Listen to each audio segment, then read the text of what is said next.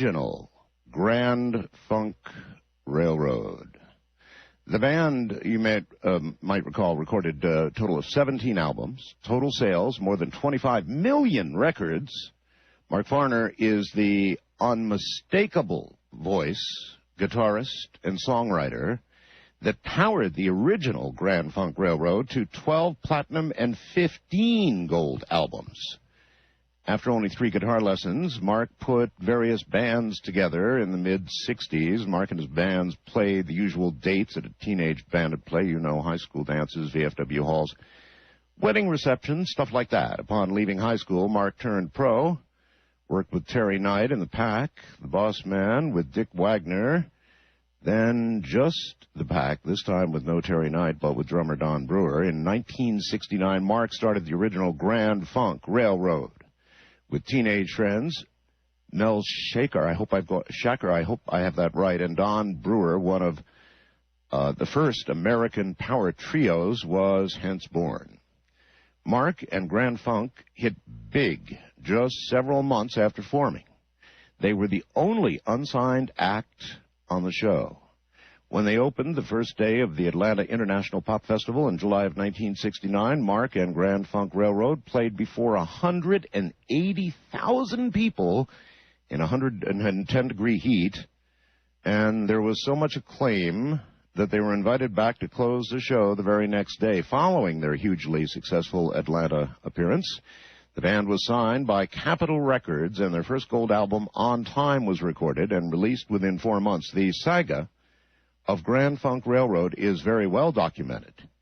The albums included such titles as Grand Funk Railroad Survival, Live Album, Closer to Home, E Pluribus Funk, Phoenix, Good Singin', Good Playin', Caught in the Act, All the Girls in the World Beware, among others. The hit singles, of course, you'll recognize: I'm Your Captain, Close to Home, Foot Stompin' Music, We're an American Band, The Locomotion, Mean Mistreater, Bad Time, Some Kind of Wonderful, and others. In '71, Mark and the original Grand Funk Railroad set the attendance record at New York Shea Stadium for a concert, surpassing the record by the Beatles in 1966. Did you know that? And a record that, by the way, still stands today, about 30 years later. In early '77, Grand Funk called it quits after taking a year or so off. Mark Farner, though, signed a solo deal with Atlantic Records, issued 2 critically acclaimed albums, Mark Farner and No Frills. In '81, a reunited Grand Funk Railroad recorded 2 new albums, Grand Funk Lives for Full Moon Warner Brothers Records, and What's Funk? Mark released 4 contemporary Christian albums from 1983 through '94, earning a Dove nomination, reaching the #2 chart position with the John Beland composition, Isn't It Amazing? His continuous touring schedule kept him in contact with both his longtime Grand Funk fans and the new fans that first noticed Mark during his solo years. In '95, Mark toured with Ringo Starr's All-Star Band, then toured with the Northwest Airlines All-Stars in '96 before reuniting with Don Brewer and Mel Shaker for a series of benefit concerts that were recorded, released on the double live CD Bosnia for capital EMI. Mark toured with the reunited original Grand Funk Railroad in '96, '97, and '98, and was named to Polestar's Top 100 Tours of 1998. VH1, in fact, featured Mark and the original Grand Funk Railroad on a Behind the Music special that has been airing since early 1999. Since '99, Mark Farner has been touring with his own band, Energy. That's NRG, Energy. They're featured on a live DVD recorded at Itchycoop Park Rock Festival and have released 2 CDs, Red, White, and Blue, and Live Energy, recorded in 2003. A new studio CD is currently being recorded, not slowing down a bit. Mark Farner continues to electrify audiences with a mix of his original Grand Funk hits and music from throughout his 35-year professional career. In just a moment, Mark Farner.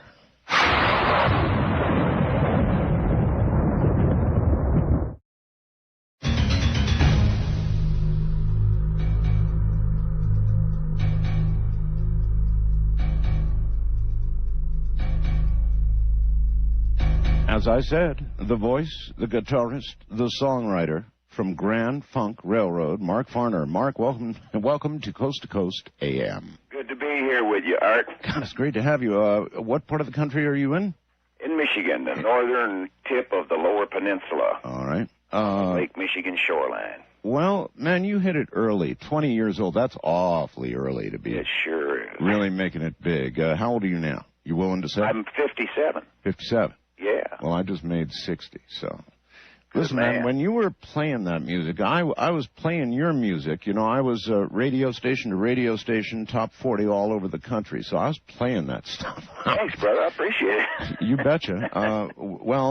There was no choice. Believe me, your records hit it so hard and so big that everybody played them. And that must have really felt, I guess, in the beginning. What did it feel like when all of a sudden your records were getting played nationwide? Well, we were touring. We were doing 2 major tours a year, and then doing 2 studio albums a year. So we were kind of used up and didn't really realize until well into, years into it, just how big the band had actually gotten. We were kind of kept from the media by the manager, Terry Knight, who recently passed away. He was actually murdered in an apartment in Texas at his daughter's apartment. But oh my God. Yeah, Terry wanted to create a mystique, and that's what he was telling us anyways. But we found out that was giving him the opportunity to do interviews and claim himself to be the mentor and creator of all of the great things that were going on with Grand Funk. So. I see. And they were great things. I mean, you guys were as hot as it gets. From the song American Band, I wonder if that was written, if it was like reality written into a record. I mean, 40 days on tour, Little Rock, Arkansas, a bunch of wonderful women and all of that. Did that really happen? Yes. Every word of it is true. Every word of it's true, huh? No kidding. Yeah. I've got to ask you about that, actually. Playing rock and roll music in the years I did, being a DJ, we had our own groupies. We had a pretty good number of groupies, but nothing like you guys must have experienced. What was it like? It was a beautiful thing. I mean, for all that male energy in a young man to have the focal of, thousands of women at one time. I mean, the guys were there too, brother. But it must have been rough. Yeah. Must have been really rough. The world has changed an awful lot since those days. I see it, and you must too. I mean, what do you see that's so different around you now? Well, I've stayed in the music business for all these years, Art, and from my perspective, the freedom that you once had, and a lot of my brother DJs out there, to grab something while you were on vacation, a tune that you heard while you were in Miami or something, and you come back and spin it for the folks that you're, locally broadcasting to. You're a DJ sitting there. You're a personality, a real person. It's like those days are gone. They sure are.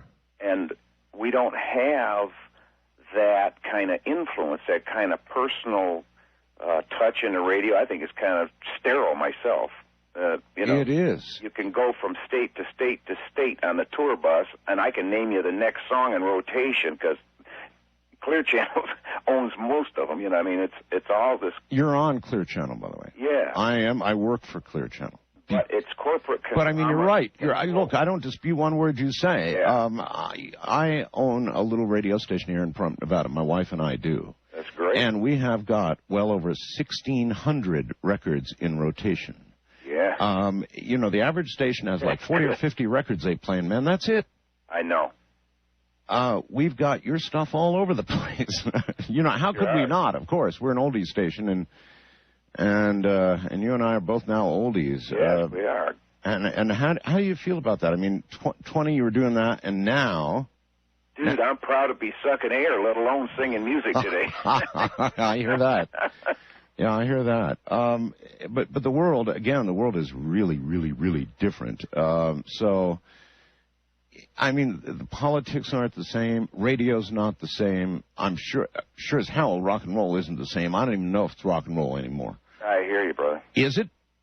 Well, no, because the roots are gone.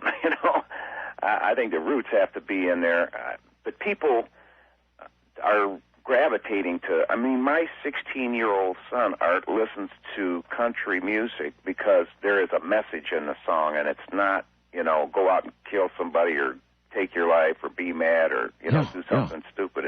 It's and I'm seeing a lot of young kids turning to the country because they just don't like that crap. Moreover, I can't understand that crap. And moreover, it's not even, to me, it's not even music. I mean, music had a certain criterion it had to live up to, like, I don't know, having a melody, for starters, some kind of melody anyway. Yeah. And then a message on top of that. The music in the 60s, 50s, 60s, 70s, maybe a few early 80s, that all had a message to it of one kind or another. Exactly. And I don't know how important. I mean, today there's records that, they talk about killing, they talk about murder, they talk about killing police and incredible stuff like that. How important is the message in music then and now? It's critical. It will remain to be critical because these words that you and I say, brother, are very critical. If the truth is contained in what we say, it's critical that people get it. If lies are contained in what we say, it's going to be critical on them. Yeah. We're teaching our kids, we're trying to teach our kids how to be real in a make-believe world. Really, it's all under the illusion of the value of money. But money is valued more than life itself. During the Vietnam years, we had anti-Vietnam music, a lot of it. Mm-hmm. And eventually Vietnam got up and went away. Yeah. Thank God. And music had something to do with that. I mean, it absolutely had. That's how important music is. And that's why I'm saying today, if our kids are listening to music urging them to kill cops or something, is that message every bit as strong and as real and as impressive as the one then? I would guess, huh? You got it. And I have 4 sons, Art, and I look and I try to listen to some of the music that they're listening to part of the time, because my youngest son, Jesse, is the one that's listening to country, but then I got a 22-year-old and a 25-year-old and a 27-year-old, and they all listen to different kinds of music. So I try to listen to it because I know that there's a message in there, and I know that there's a young person who's pissed off and he's trying to get his message across in the best way that he knows how, or they know how. And so I've listened to some good music, some good lyrics, but it's just hard for me to listen to because it doesn't have the criteria that I'm looking for, which is, like you said, art. What about the melody? What about somebody actually singing it? Harmony. And there were an awful lot of songs about love. Yeah. There were songs about, I don't know, a lot of things, just plain old rock and roll, partying and whatever, but not the kind of stuff we have today. And I guess I'm wondering how much of an influence it has on the way our society is going to act as they grow up. Well, I think we're going to see it's not going to be good already because of, when I was young, we didn't have TV for a while. I listened to the Lone Ranger and the Creaking Door and stuff on the radio. I remember, sitting with my cousins and listening to the radio. And then TV comes along and projects all these images into our young people's minds. And today, TV is it's so corrupt. As far as, they promote violence and they glorify guns and drug use. They glorify all this stuff and make video games for our kids to play where they can chop people's heads off and knock their, blood's running down the hallways, and it's all this violence. There actually was a new video game the other day that CNN ran a story on that, the central theme of the video game is how many police you can kill. Yeah. In the game. Unbelievable.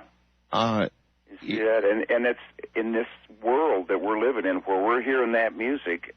I think that those images that have been projected into their young minds it's validated. We're raising soldiers. I mean, these kids that are playing the video games, they see a commercial that the Air Force is running on, and this guy is sitting in this Mach 3 helicopters up, and every way he turns his head, the laser sight turns the gun, and it seems like a big video game. So they, it's fun and games until their buddy falls dead next to them, and his blood is soaking into the sand. Then reality hits. Yeah, that's right. There was a schism that happened between you and the rest of Grand Funk. Can you talk to that at all? Yeah. Well, what happened? We got back together after I did the Ringo Starr tour. We got back together in '96, and they wanted me to stop touring. Don and Mel wanted me to stop touring solo for the time period that I was going to be out with them. And I said, well, I'll do that, but only for 2 years. And I actually put in an additional year because the first year was kind of light. We were being booked by Punch Andrews, Bob Seger's manager, and managed by them. And then we moved on after that and did the Behind the Music thing with the VH1. But at the end of that third year, then I was going to go back and do my solo, like I told them. And then they went, well, we want to keep going. I said, well, too bad, because the agreement was 2 years, and I've put in 3, so I'm really going to go do this. I can't do this anymore. The reunion was fun, but I got my solo career, and we had talked about this previously, and then all of a sudden they go, well, we remember you saying that, but we don't remember it being 2 years. Anyways, it was just a bunch of crap, and because the corporation, GFR, controls the trademark. Don Brewer came to me one day, and he's gone to law school, and I never graduated high school, which I'm not proud of that, but I just to let you know that I don't know much about law in itself. But Don told me that if I signed my ownership of the corporation, or my trademark into the corporation, that it would have some kind of a protective umbrella or something. It sounded good to me, and I said, okay, cool, let's do it. And then the next thing you know, they're voting me out, telling me they're going to go on the road and they're going to get replacements for me, and there's not a thing I can do about it because I'm only 1/3 of the corporation. Well, maybe a third, but I mean, you were the voice. Yeah. You were writing the music. Yeah. That's a pretty big third. Yeah, 90-some% of the music. Yeah, and, exactly. I mean, that's heavy duty. So I don't see how they could take such cavalier attitude. Well, deceit works in this world. And it seems like, it's just, it's okay. So what you lie to get elected? You could become president. Just lie your butt off, man, Yeah, I've long said, I don't think it actually would be possible in modern society to be elected president of the United States without lying. Exactly. I don't think it could be done. I'm with you. In fact, I doubt you can even get to the House or the Senate without lots of big ones. Oh, yeah. So all right, so the big break. It seems like, why do all the big groups break up? I think it's a lot of it is ego, to tell you the truth. I mean, and we think so much of ourselves, and, well, you can't tell me that because I'm the one that made that, and, God, it's just back and forth, and, well, I'm the one responsible for that, and I'm. Is it a natural thing to occur because you're always worried that, like your success is just because you're part of a group and somehow I'm sure you want to prove to yourself.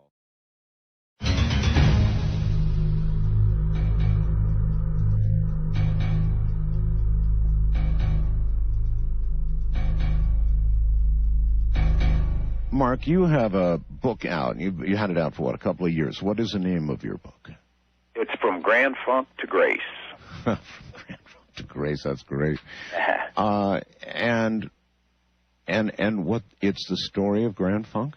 It's my story, which includes the years of Grand Funk, but also tells about my father, who was a War II vet, tank driver in the 7th Armored Division, my mother, who was the first female welder at Fisher Body, where they were making Sherman tanks, the kind that my dad drove. Yeah. Yeah, it's quite a story. Christopher Engelhardt, the author, is a Michigan resident, knows the whole the history of Michigan and the different groups. That, of course, a lot of music came out of Michigan because I believe from the auto factories being there that it drew people from all over the United States, various types of, musical tastes, especially from, my mother's side of the family was Leachville, Arkansas, and my Grandpa Cotton, Uncle Woody, everybody moved to Flint, Michigan to get these high-paying auto factory jobs. It brought a lot of musicians into the area that, combined their musical talents with other musicians who were brought in from there, and so we had a nice pool of talent in Michigan. A lot of bands came out of the area, and so Chris put together the whole book in a really good way. I mean, because he's very meticulous about detail, and I'm very satisfied with the job that was done on it. All right. So if you want to know the story, that's how. It's available, Amazon.com probably, right? Right, and the author's website, which is 6270@charter.net, and my website, markfarner.com. All right, excellent. Remember Rick Nelson's garden party? Oh, yeah. Yeah. When, he had a rough experience of the garden, and I wonder if that translates. I mean, sometimes when you go and you play and you lay down the old stuff and you lay down the new stuff, do you ever get a garden party kind of feeling, like they want to hear the old stuff, they don't want to hear the new stuff? Well, I keep enough of it in there and because I've got so much music to pull from all the albums, and the people that, the hardcore fans that come to see me, they like to hear all that three-piece stuff that I just, some obscure song like People Let's Stop the War. I mean, it's very apropos today.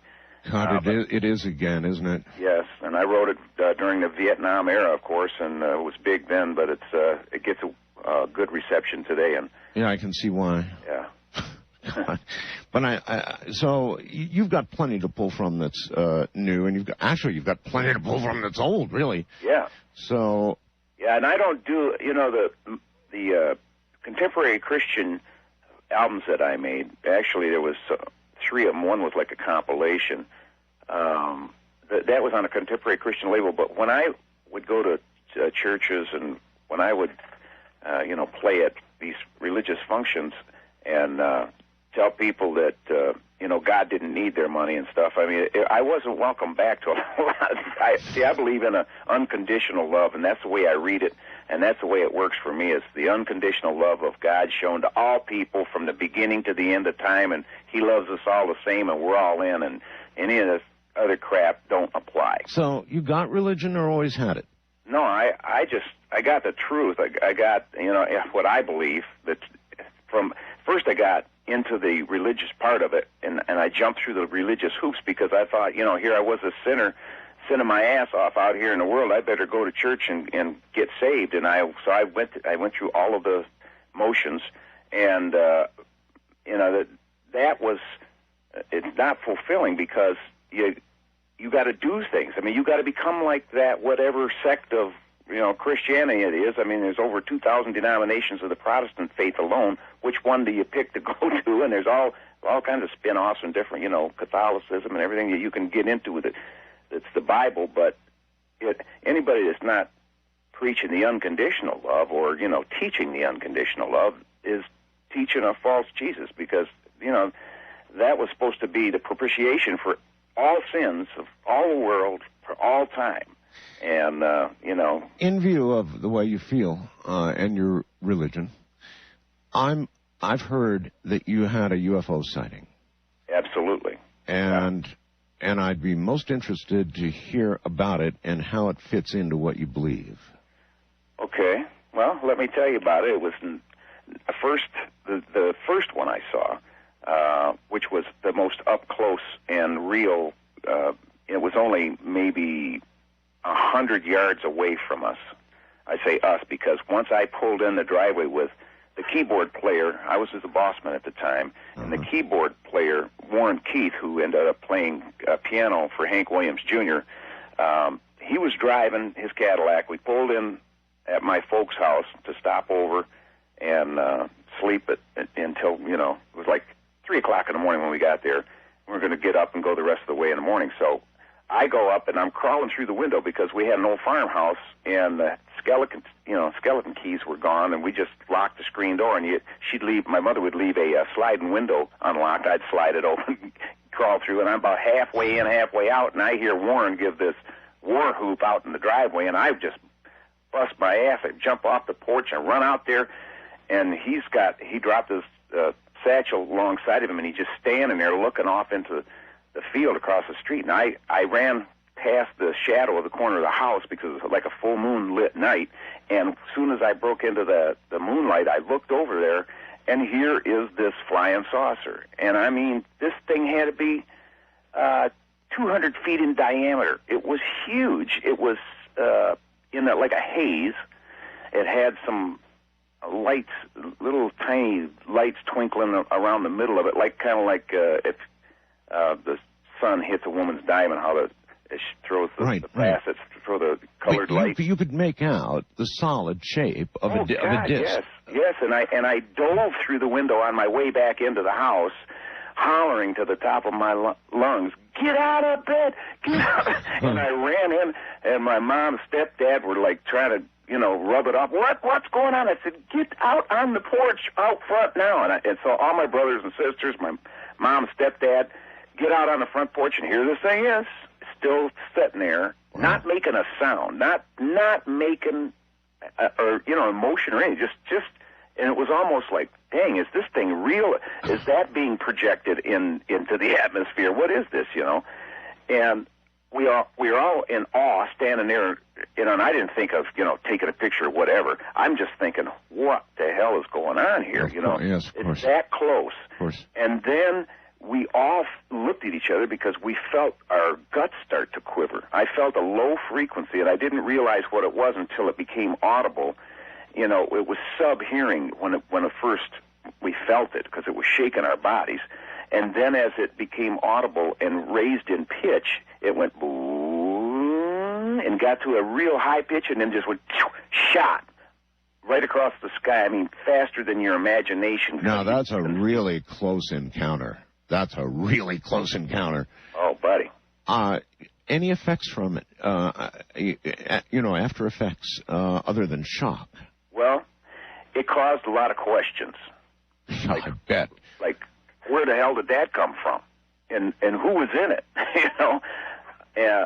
And I don't think it has any, varying effect on what I believe as far as the unconditional love of God.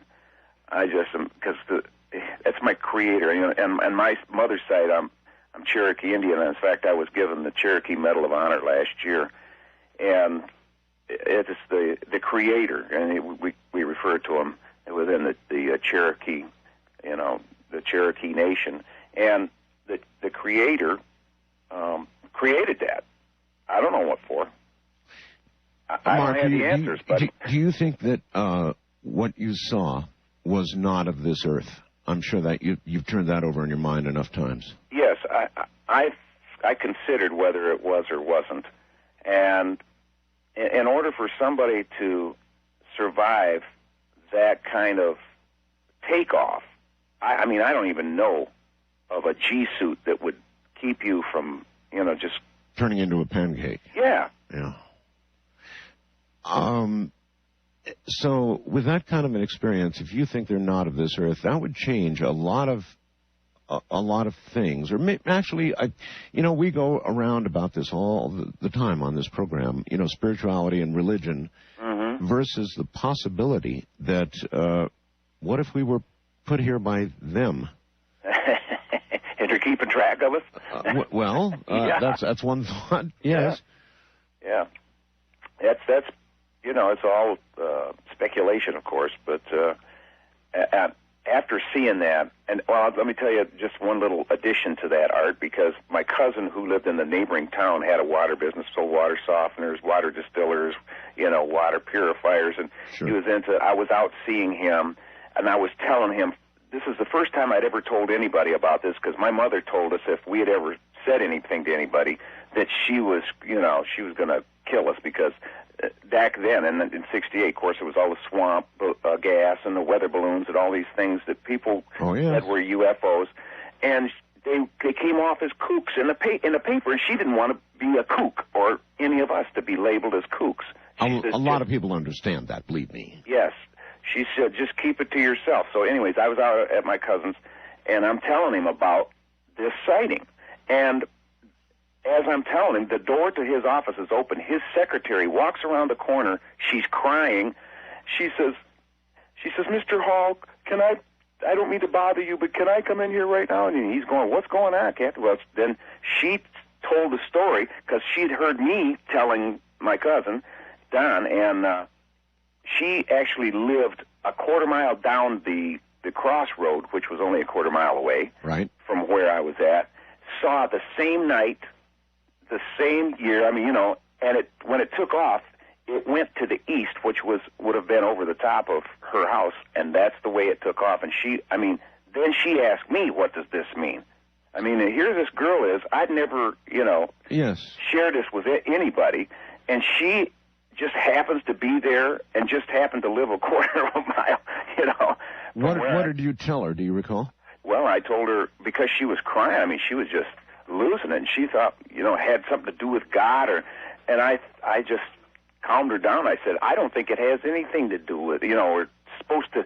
She says, well, what is this supposed to mean? What do we do with it? I said, sit on. I don't know. You don't try to, manufacture something within yourself. Let's just go on what is, and what is the next thing that happens, in the next second. A million things could run through your head. Seeing something as close as you did, you could think we were being invaded. You could think a million different things could go through your mind. How much, from where you were standing when you saw this disc, how big would you describe the disc? And by that I mean, we all know how big a full moon looks up in the sky, right? We know how big certain things look. So how big was it to you? It appeared to be about 200 feet in diameter. Filling up how much of the sky? Oh, it was huge. Because it was only 100 yards away from us. It was just over across the street in the field, and the full moon had it just illuminated. And like I said, it had this haze around it. Oh, and one thing, when it took off, Art, the haze that was surrounding this saucer stayed in the shape of a smoke ring. It was like a haze ring, but it was a billowing. It was just kept rolling and rolling and rolling. That also makes sense, though. I can see it just blasted up through it, so it would have left like a smoke ring. Yeah, and in the morning when I got up, which was, real early because I was still excited about seeing this thing, I look out the window and I'm looking.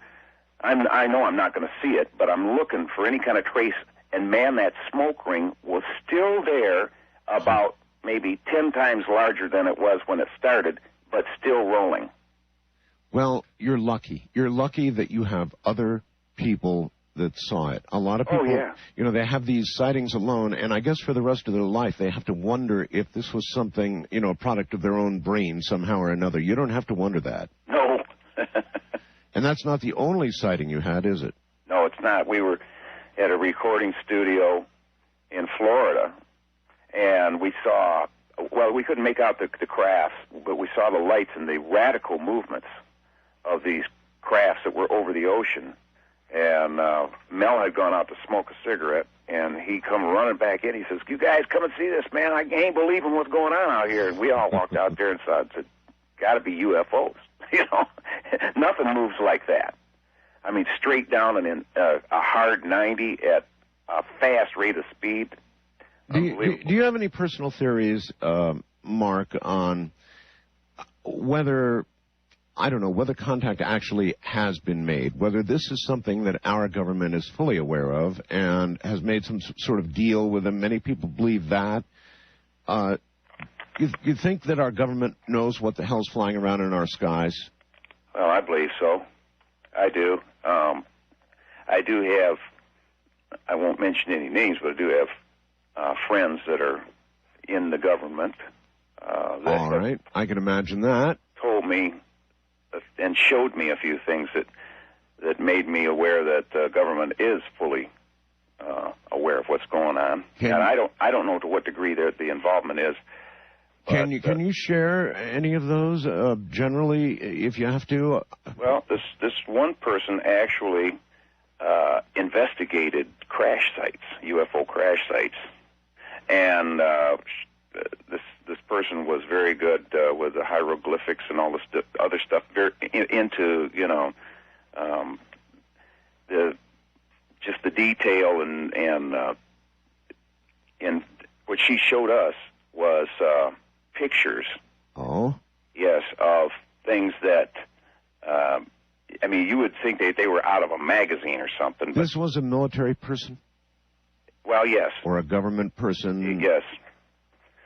Yep. Okay. And I believe because they told us that they had been threatened, that this person was threatened by the government to move up. They wanted to move up in a higher position in the organization that covered this, and she didn't want to because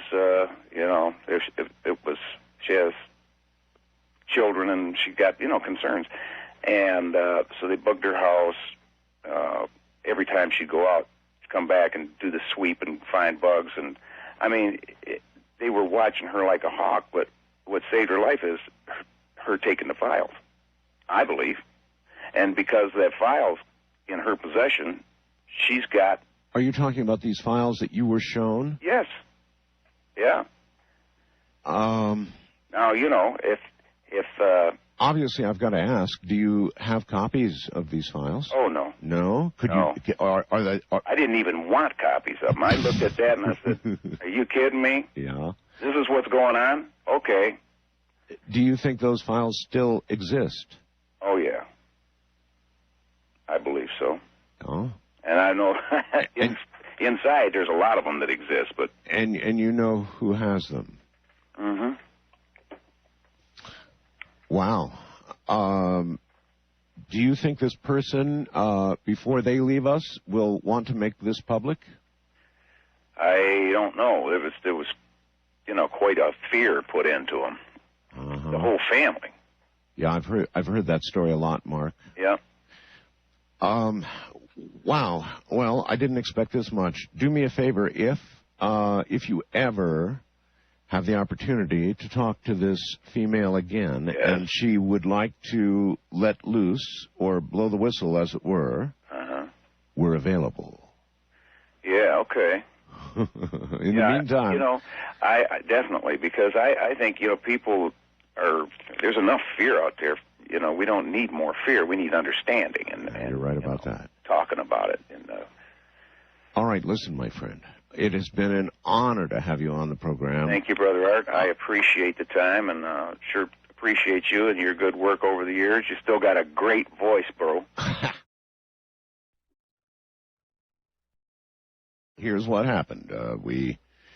Robert Dean up here in a moment. We mourned the loss of our Abby Cat. Just, a couple of days of heavy mourning, and we both looked at each other and said, let's get a kitten. So, raced to the phone, called the animal shelter. They were closed. Too late. You know me, day sleeper, right? So, I thought, you know what? We own a radio station. Why don't we put an announcement on the air and see if anybody's got any kittens ready for adoption?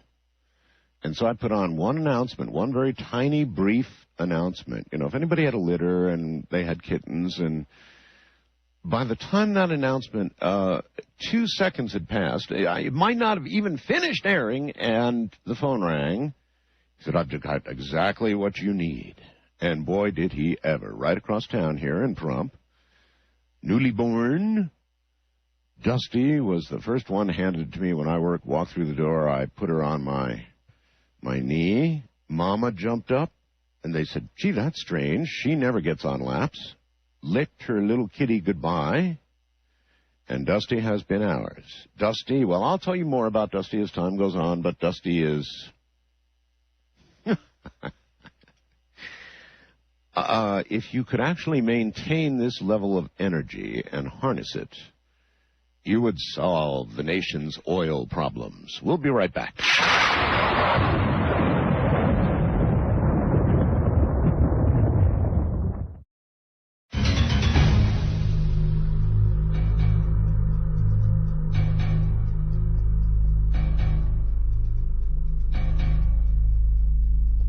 Anyway, that's a little dusty in the webcam photograph. Be my guest. Take a look. God, what a bundle of joy. All right. Coming up, actually an extension of last hour in a way. But I think it's going to be shocking for you. I have a feeling this is going to be kind of a shocking interview. Robert Dean, retired actually, Command Sergeant Major Robert Dean, served on the front lines of Korea and Vietnam as a highly decorated combat veteran. Stationed at NATO SHAPE Command Headquarters in France during the 60s, he had access to classified documents confirming government knowledge of the extraterrestrial reality. A prominent and internationally recognized speaker, he has countless television, radio, video, and news documentary appearances to his credit. In addition, Mr. Dean has been involved in UFO research for more than 40 years and has been honored with 2 Lifetime Achievement Awards for his contribution to the world of ufology. That said, I think you're in for a really big shock coming up. Robert, welcome to the program. Good evening, Art. It's great to have you. Be back. It's been a while since we spoke. It has been, hasn't it? Actually, how long, Robert? Oh, I think you had me on, Art, over about 10 years ago. 10 years ago? Yeah. 10 years ago? 95, 96, I think. Yeah, it has been a very, very long time.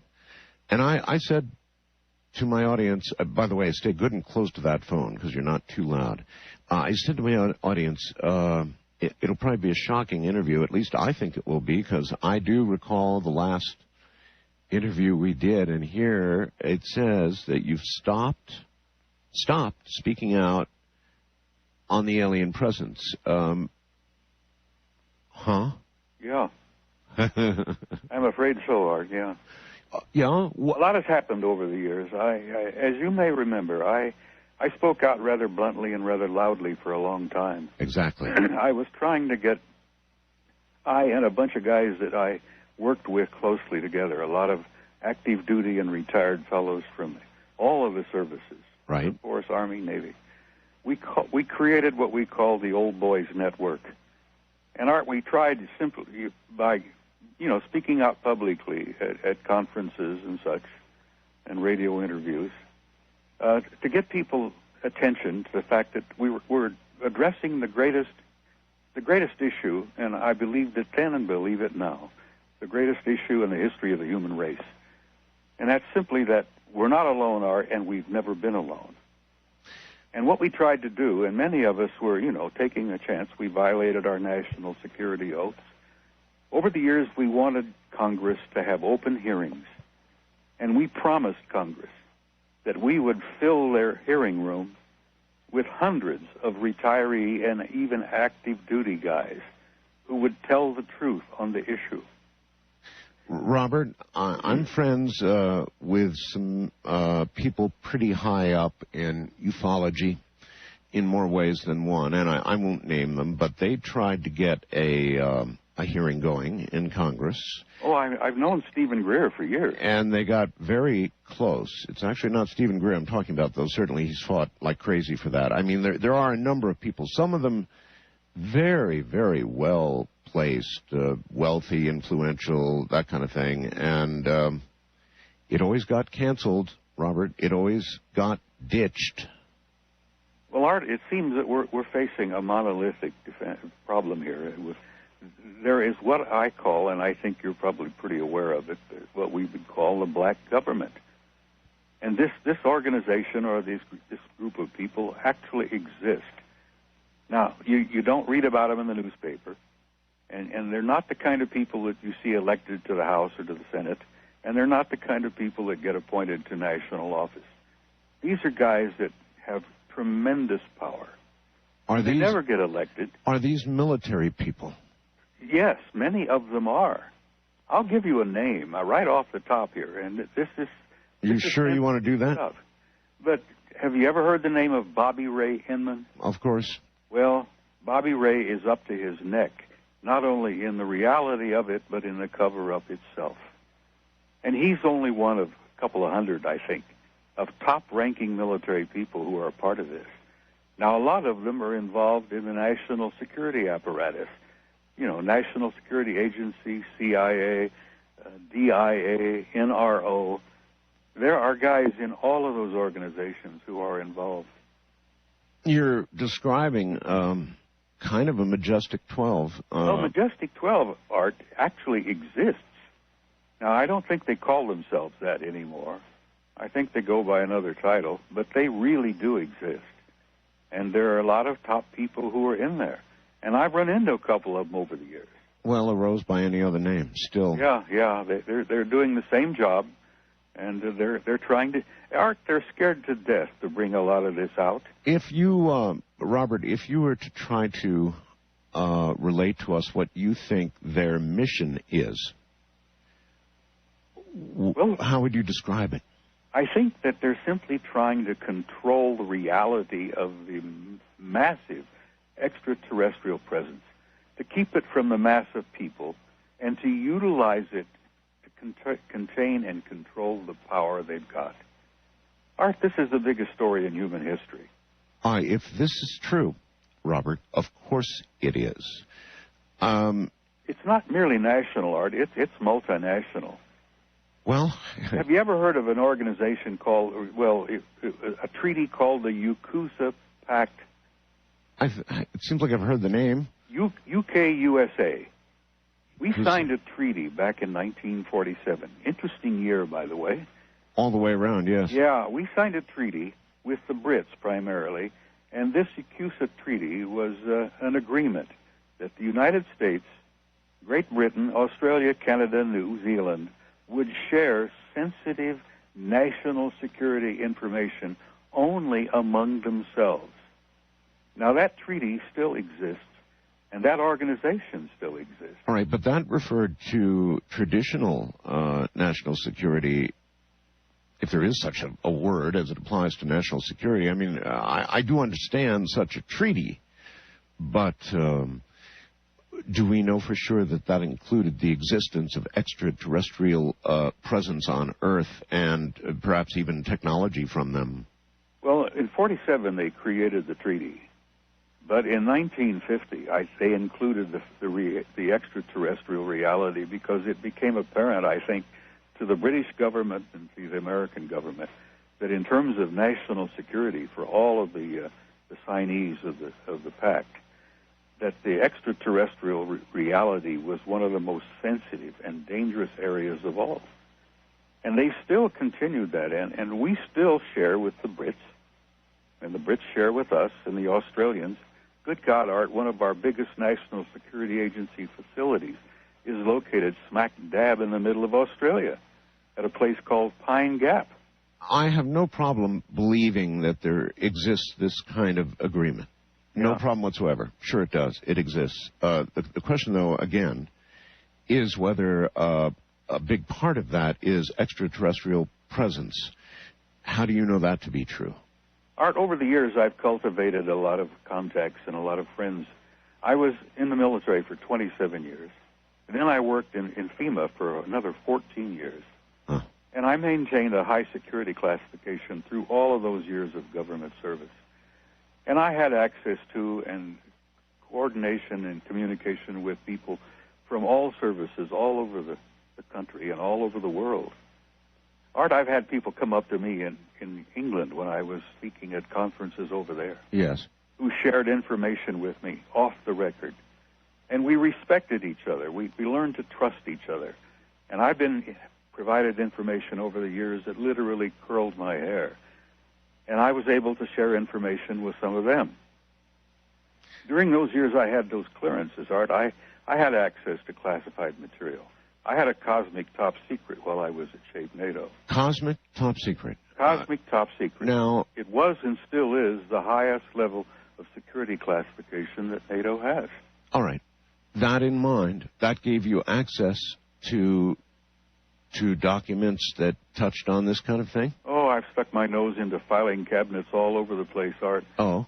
Digging, peeling out, pulling information out, sharing with people.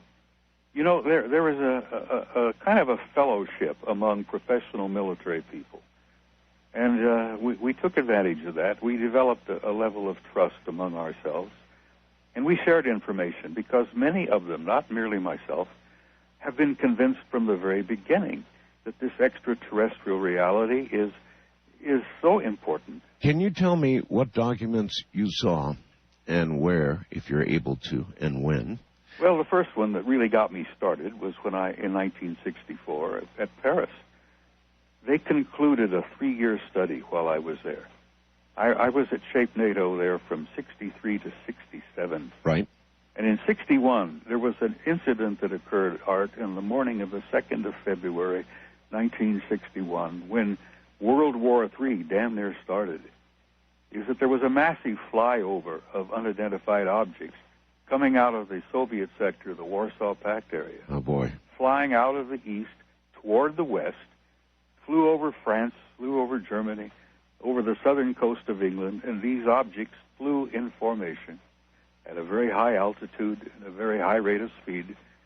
And they turned north over the southern coast of England, and they disappeared off NATO radar over the Norwegian Sea. I wonder how close NATO got to advising some sort of reaction. In other words, how close to World War III? We went to red alert.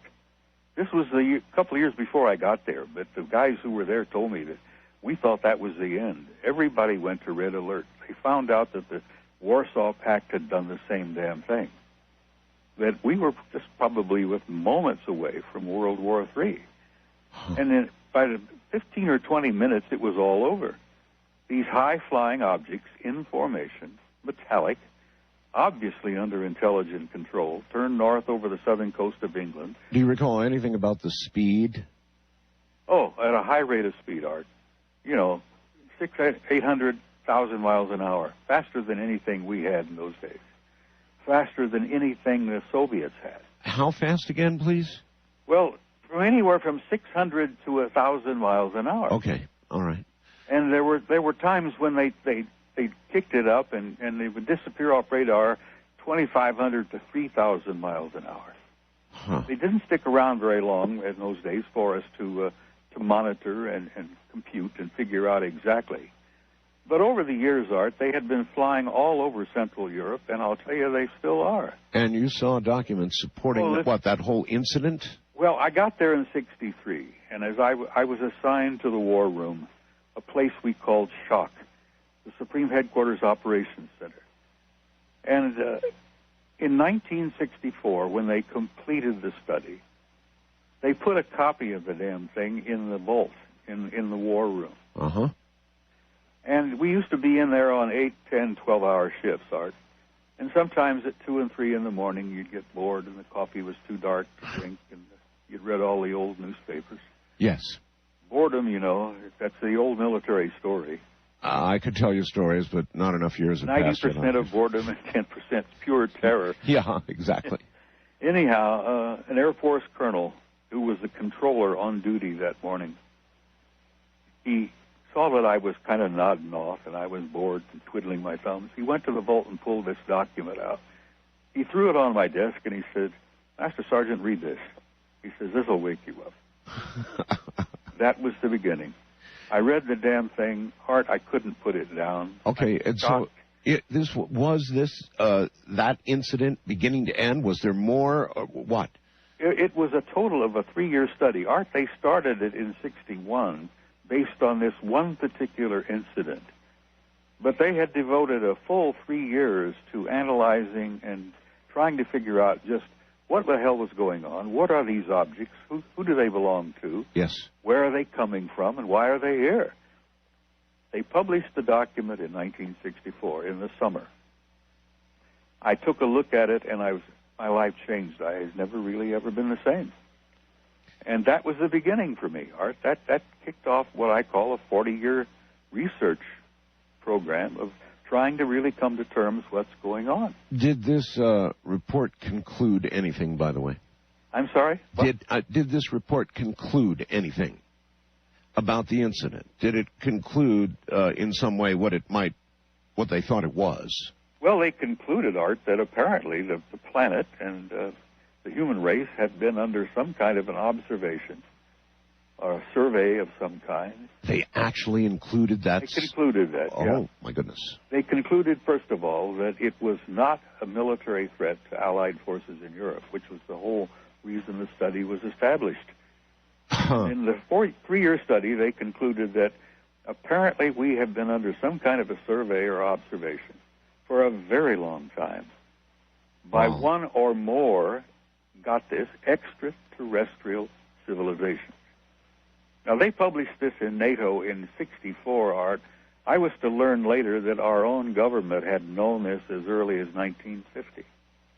But, Robert, you know, even in years later, the U.S. government in the military continues to say, whatever these things are, we've concluded that they are not a threat to national security. That's exactly what the NATO study concluded in '64. They concluded, Art, that if these objects, if this civilizations, if this technology were hostile or malevolent, that the game would have been up a long time ago. Yeah, I'll vote for that. They repeatedly demonstrated technology that was so far beyond anything we had. Art, they used to fly circles around our high-performance fighters. They would do foolish things. They would make us, you know, they went out of their way, apparently, to show us what they could do, what they were capable of, and the conclusions reached is that they apparently were not malevolent or hostile. But they also concluded in '64 that this had been going on for a hell of a long time.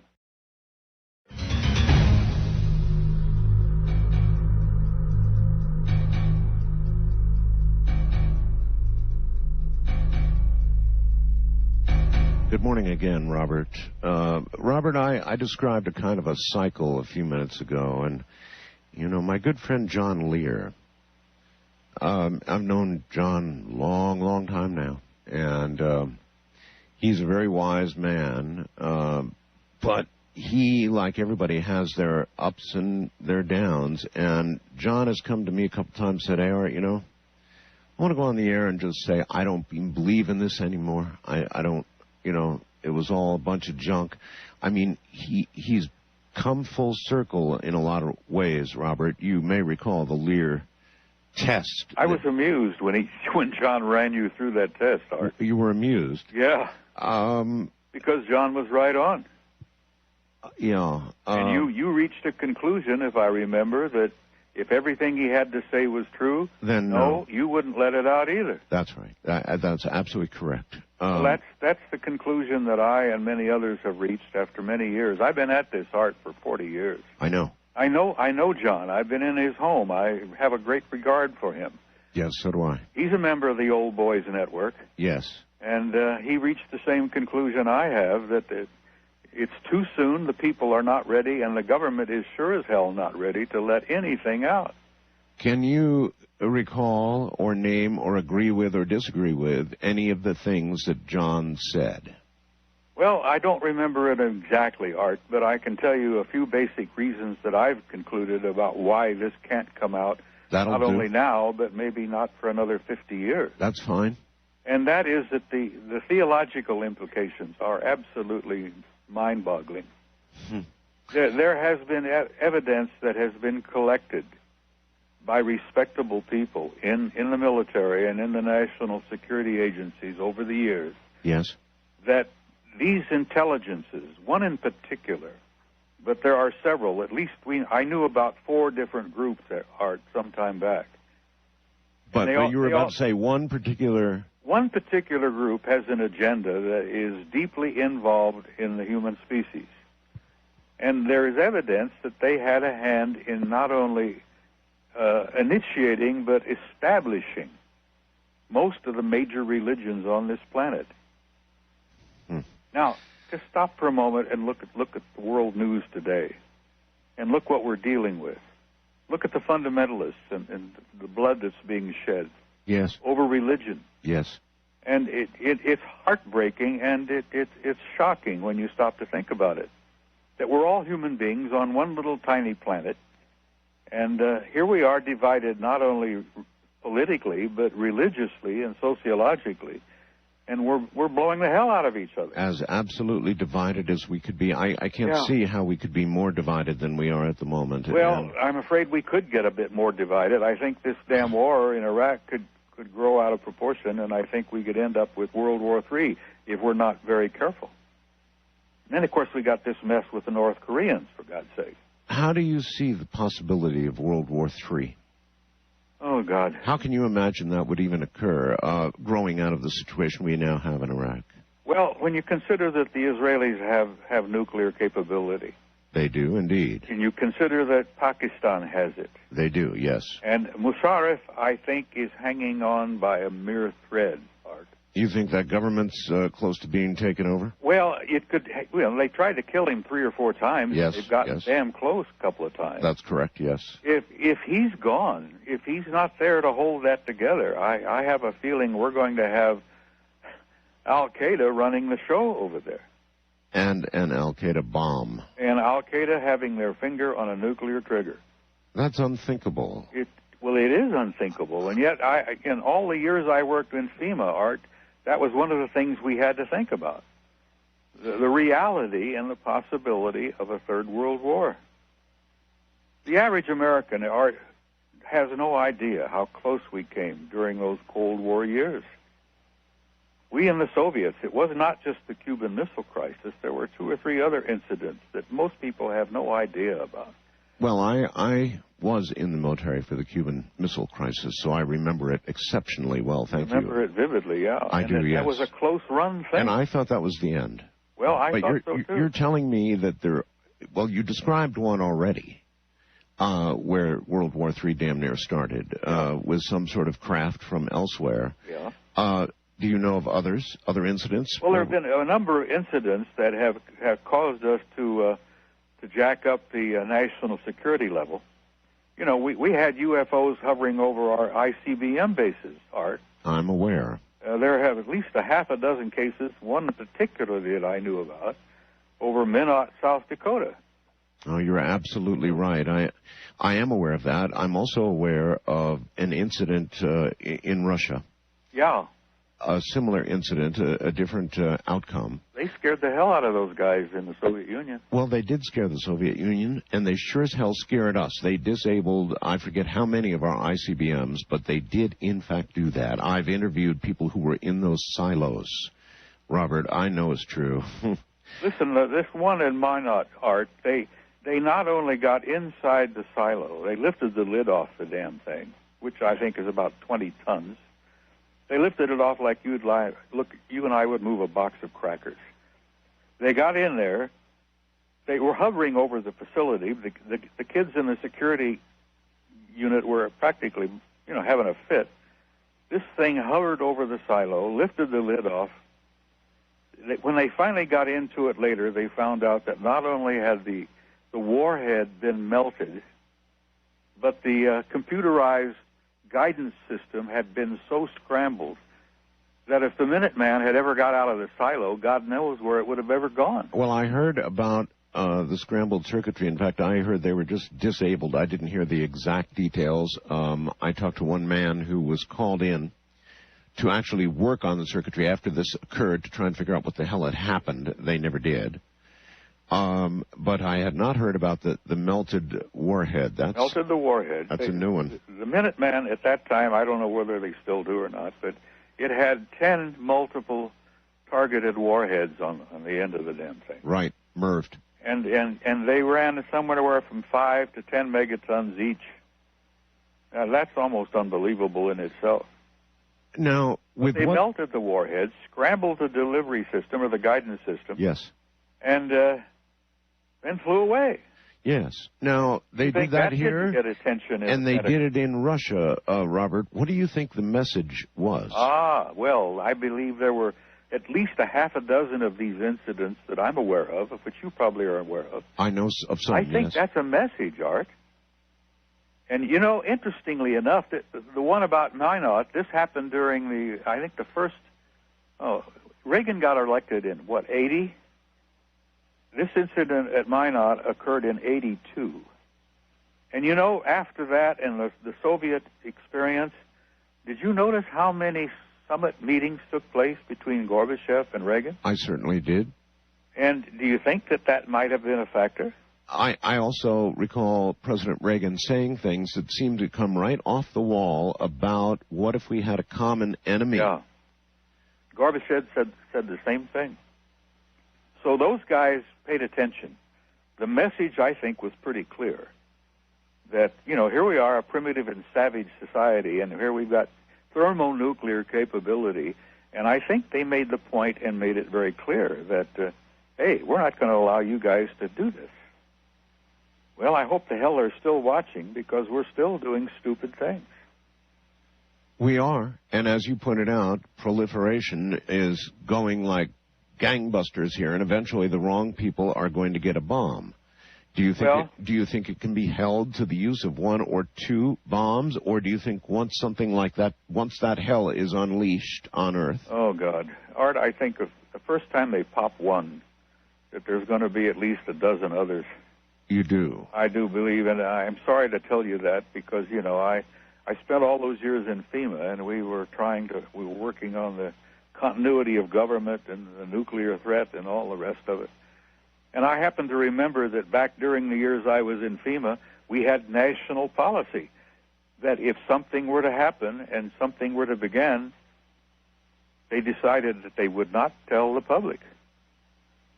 At any stage? Well, and they would wait until after the strike, and then they would start cleaning up the mess.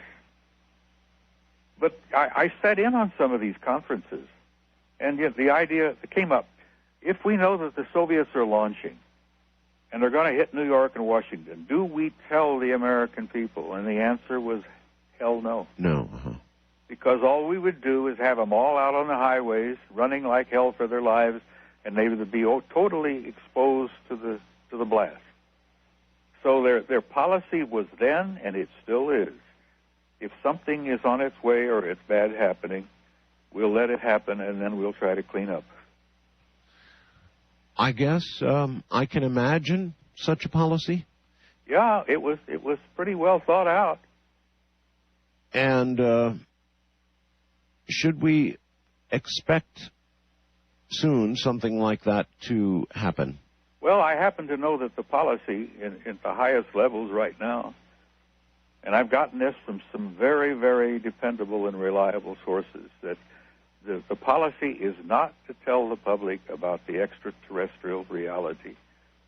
And that if the guys upstairs, as the Canadian researcher years ago said, the boys upstairs, if they decide to end the cover-up, they can do it any damn time. But we're not going to do it on a national level. Let's talk a little bit about motive of this one particular species. What exactly is it that they're doing that it would be so impossible to reveal? Well, you remember what John was telling you. I do. Okay. One of the things that we've been able to piece together over the years from a variety of sources, and I'm talking about extremely reliable sources of information, is that this one particular group, as I said, we knew of 4. There may be as many as a dozen, I don't know. But we knew of 4. But the one particular group that seems to have an intimate involvement in us, I think these guys had a hand in our being here. I think they had a hand in our being genetically manipulated a long time ago into Homo sapiens. Well, they have an investment, I think, in the human race. You're quite correct. Yeah. They not only had a hand in creating us, every major religion on the planet tells you essentially the same story. But they have had an intimate interrelationship with us, and I say an intimate interrelationship with us, for good God, perhaps 10,000 years. And these are the guys, I think, that would like to see the human race survive. I really do believe that there is a level of benevolence there, that they would like to see us make it, because I think they have a bit of an investment in us. Well, they would, yes.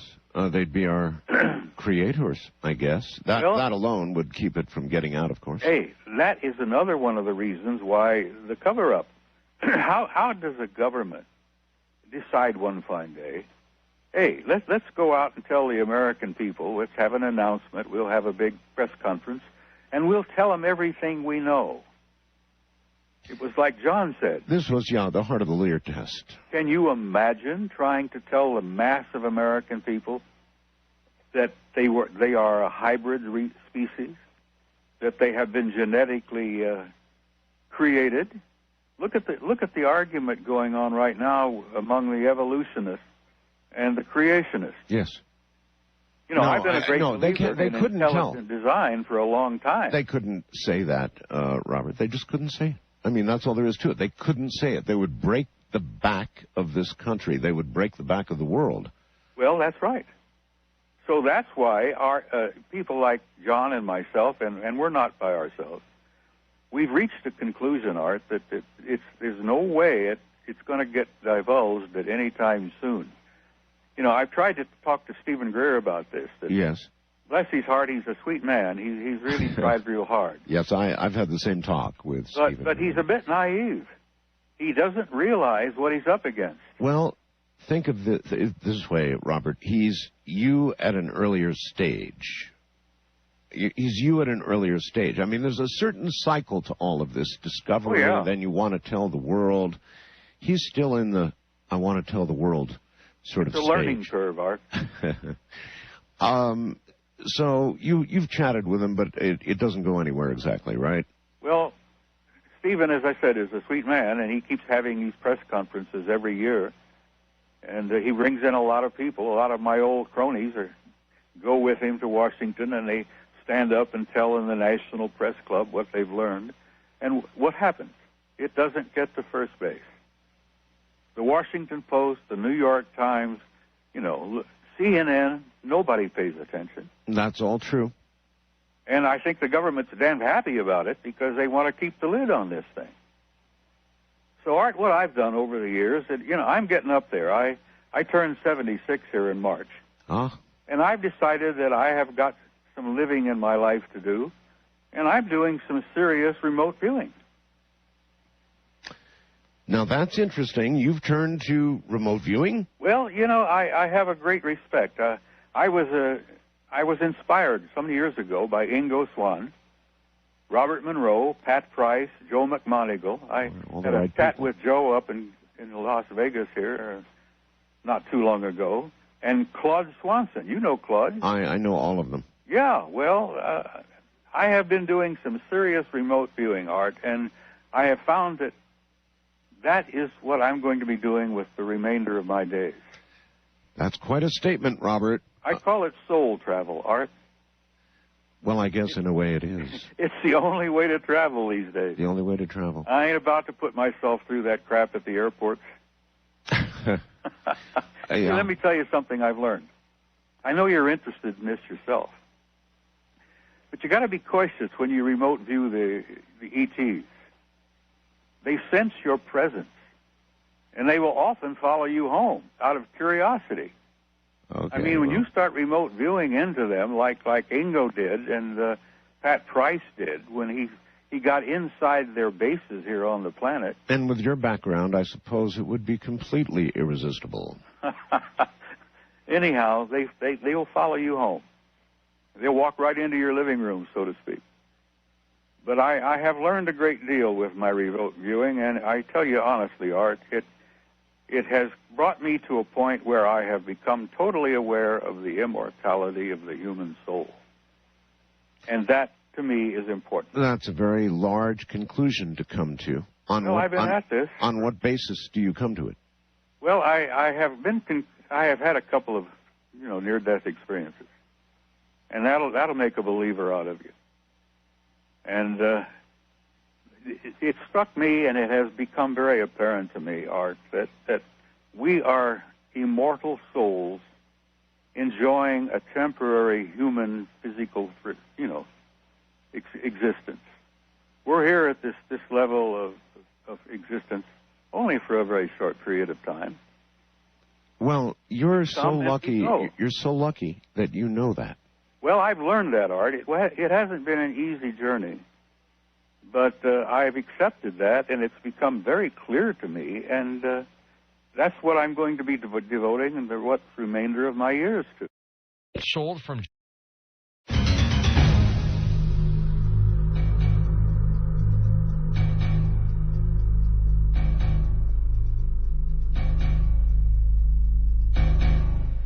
If it's just Al-Qaeda, then that's one thing. But if a large part of the population of the world actually hates our guts so much, hates us so much, has realized that there is no chance whatsoever that we will convert, then their position is that we have to be killed, that the infidels must die. There's no bargaining they wish to do with us. They've already, in their minds, tried that, and so now the infidels must simply be killed. That would be all of us. Now, the Christian world is not about to change. That's not happening. So if this is not just Al-Qaeda, but this is a large part of the world, Robert, then we are looking at World War III. And when they get the bomb, that could well be the beginning of the end, indeed. So, you know, rather than fight a war, Robert, if we had irrefutable evidence that, in fact, our makers were not as we think, not God, if Jesus really did not walk on earth, if Buddha wasn't here, if or wasn't the real thing, or, you know, if all of this is untrue, then why would it not be in the interest of a world organization, an international organization that would have the knowledge you say they have, to go ahead and shock the world, and shock the world so hard, so completely, so irrefutably, that all religions questioned their faith, and realized there might not be any reason to fight? Are you asking me, Art? I'm asking you, yeah. In other words, why wouldn't revelation of all of this, you know, after the shock wore off, if it did, and if we didn't destroy ourselves just trying to, you know, digest that knowledge, but once we got past all that, if you could get past it, you would have a world that wouldn't want to kill each other because of different beliefs, because there'd only be one worth considering. You know, Art, all the years that I spoke out and traveled and, you know, went at conferences and this and that, I had the belief, and to some degree I still hold this belief, that if we could learn the truth about the fact that we're not alone, that we've never been alone, yes, if we could learn the truth that we are a hybrid race, that yes, we have been created from a lower form, yes, and that we have had an advanced intelligence deeply involved in our lives from the very beginning, I had always believed that the release of that information would bring about an expansion of consciousness in the human race that would perhaps hopefully bring us all together. Now, I still, to some level, believe that. If we could get that information out to the people without having all hell breaking loose, that it might somehow bring us together. Well, make no mistake, all hell would break loose. But what I'm getting at is that after all hell broke loose and got finished doing as much as it was going to do, then you'd have a different world situation. It's preferable to nuclear war.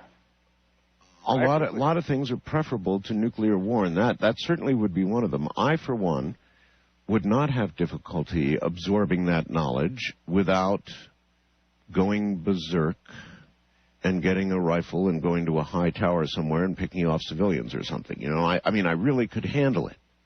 I think you could too, and Art, I've always believed this. Your listening audience is not typical. You're right. You're absolutely right about that. You're right. A lot in the audience would say the same thing Your listening audience is about 10 or 12 cuts above the average American out there, in my opinion. I believe this for a long time. In terms of possibly embracing the otherwise unembraceable. Yeah, I agree with you, Robert. Robert. They listen to your program, and you have some pretty stimulating, mind-boggling things on. So how do you I try to explain this to my audience all the time, Robert, that they're one thing, and then the larger world is something else altogether. That's the thing that bothers me, yeah. I was surfing on the tube the other night. It's almost impossible to find anything decent to watch anymore on television. But I was surfing on the tube, and I surfed across a religious station. And Art, so help me God, there was a fundamentalist preacher on there that was literally frothing at the mouth. Mm-hmm. I mean, he was so excited, and he was banging his fist and thumping his Bible, and he was literally screaming into the camera.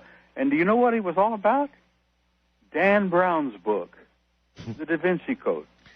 Really? And I thought to myself, in the name of God, what is it that's stimulating this man to such frenzy? Mm-hmm. The idea that Jesus of Nazareth was married and had a family and had kids? Is that what it's all about? And I thought to myself, that's frightening. If this guy is even partially typical of his community, of the people he preaches to, you know, how can you bring out the reality of that beautiful young man from Galilee 2,000 years ago really did live, was married, had kids, and probably some of those, you know, the family probably still exists. The bloodline is probably still in existence. But how can you get that past people? Well, you can't. And I don't know how I explain to my audience, Robert. I can only tell you that when we have things of this nature discussed, it would do my audience good to sit down and have to read my email, for example, the email that comes from the Bible Belt, from this big, monstrous population in Middle America. And if anything showed up, Robert, any alien creature at all showed up to these people, I promise you, it would not be an alien. It would be the devil. Well, that's the other thing that worries me, is that so many of the fundamentalists look upon these guys as being demons. Oh, yes. And, you know, they simply don't know what the hell they're talking about. They've not done their homework. They really haven't. Well, but you see, they have done their homework in the sense that they've been educated all their lives about what such a thing would be. And it's not their fault that that's their belief system. It's how they've been educated, literally. Robert, so, I mean, they believe that these are devils. And there's a lot of people who believe this, Robert, not just a few, but a lot. I know. It frightens me. I'm inundated with emails from them, so I know it's true, but it's hard to impress some of the perhaps more sophisticates, on both coasts and some throughout Middle America that believe differently. And, they listen to this program. Their minds are open to various things, and life would go on if they had this knowledge. Well, your listeners are pretty special people, and I think many of them have already accepted some of the things we're talking about tonight, and their life is going on, and they're looking beyond, and I think those are the people who have the future of the human race in their hands. Trouble is, Robert, there's not enough of them, and there's a lot of those others, and then of course there really is a force in this world that has decided we're not going to convert, therefore we need to be killed. Yeah. So I don't know what takes the place of that, Robert, other than the kind of knowledge you're talking about. That would take the place of it. If we got to the right people, Robert, if the right people decided to talk, could it be absolutely irrefutably proven that it's true, that it's all true, that we've been getting visited for a very long time, and that these are our makers? Well, they're our family, Art. That's one of the things that I always try to look at, that these guys are literally family. Could it be proven irrefutably? I think it could be. I think it will be eventually. I keep having a little hope in the back of my mind. I've gotten kind of cynical as I've gotten older. I'm an ornery old cuss. I've tried to be civil and human and love everybody and all that. But I've had a whole feeling in the back of my mind that maybe, just possibly, the gang upstairs, the boys upstairs, might decide to drop down and intervene in a big way. And that would bring it all out. That said there would be hell to pay for a while. Do you know, or do you know what conditions might cause that intervention? Yes, if we got to a point where we were ready to trigger a nuclear war, I think that might happen. They have already demonstrated time and time again in the Soviet Union and the United States that we're playing with this thermonuclear capability, and they don't appreciate it, and they've let us know that. I think, Art, they just might decide to have a massive, major intervention before we started a nuclear war. Maybe I'm just grasping at straws, but I hope that would happen. I would hope with you that it would happen, but I don't know, Robert. In the meantime, one of the reasons I was pleased to be invited to come back on your show is that maybe we could reach a few people tonight, get a few people to think about the extent of this. And I try very hard not to be cynical. I mean, I've asked people, I've spoken to people publicly. I said, what if you were to find out that their aliens are all over this planet? They have major installations. They have one inside of a mountain in Alaska. They have one underground in the middle of Australia. They have another one in the mountains of the Pyrenees, south of France. And where the hell is the other one? Oh, it's in Africa. In Africa. Near Lake Victoria, yeah. Pat Price remote viewed them some years ago. These could not exist without the knowledge and even cooperation of the governments involved. Exactly. But that's only part of it. If you tell them that the human race is a hybrid, that we have been genetically upgraded, that there have been what I like to call periodic intervention, that, intelligent design, so to speak, that maybe that a few people will come around and think, hey, these guys are not to be feared. Maybe they're pretty decent guys. Maybe they're not demons after all. But I've had mixed reviews, Art. I've gotten along with a few people who accept that, and others look at me like I'm a representative of the devil himself. Really? Yeah. Well, a lot of people, of course, definitely don't want to believe any of this and very much hold on to what they believe. And this is true of, I fear we're at the edge of this war. Take me back to Inman, would you please? You said Inman was up to his neck in all of this. Well, Bobby Ray, as you may remember, I think he was a director of the National Security Agency. Yes, indeed. And he was a deputy director of CIA. And in his position over the years, he was deeply involved in not only the reality, but the cover-up. And now he's working for one of the largest aerospace industry organizations on the planet. And as I said, if anybody is a member of, Majestic 12, Bobby Ray is. And I really do believe that he is probably in the policy-making level. But we've never been able to get him to come forward. I mean, he's been very courteous, but he won't, he's very, very cool. He won't say very much. What attempts have you made? Well, there have been several phone calls before he retired, actually, while he was still in the NSA. A number of researchers have been able to reach him by phone. And he's been very candid and honest, and he says, well, much of this will come out eventually. And that's about as far as he would go. But I use him as an example of people who, in the very highest level of national security and government, who are now working for aerospace industries, who are probably the major secret holders of all time.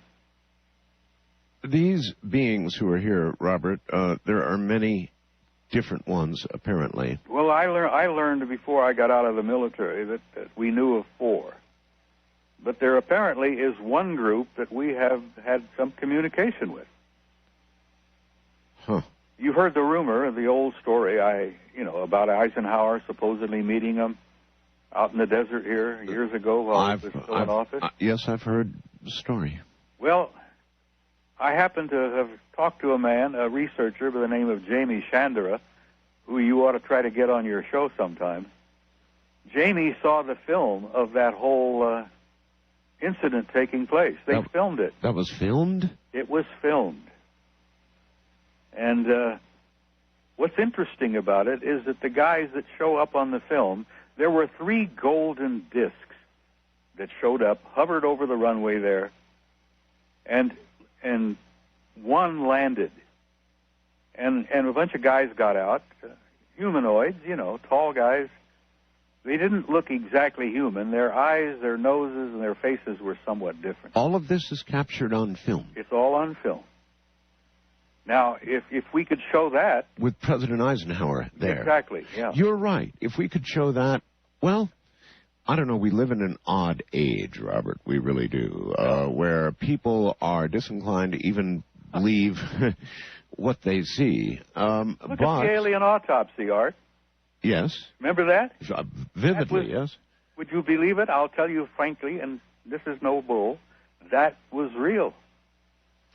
I have had a number of people say that to me recently, that was real. The alien autopsy film that caused such a stink was real. That British researcher in such a mess. Oh, yes. I was in on that from the very beginning. That was real, Art.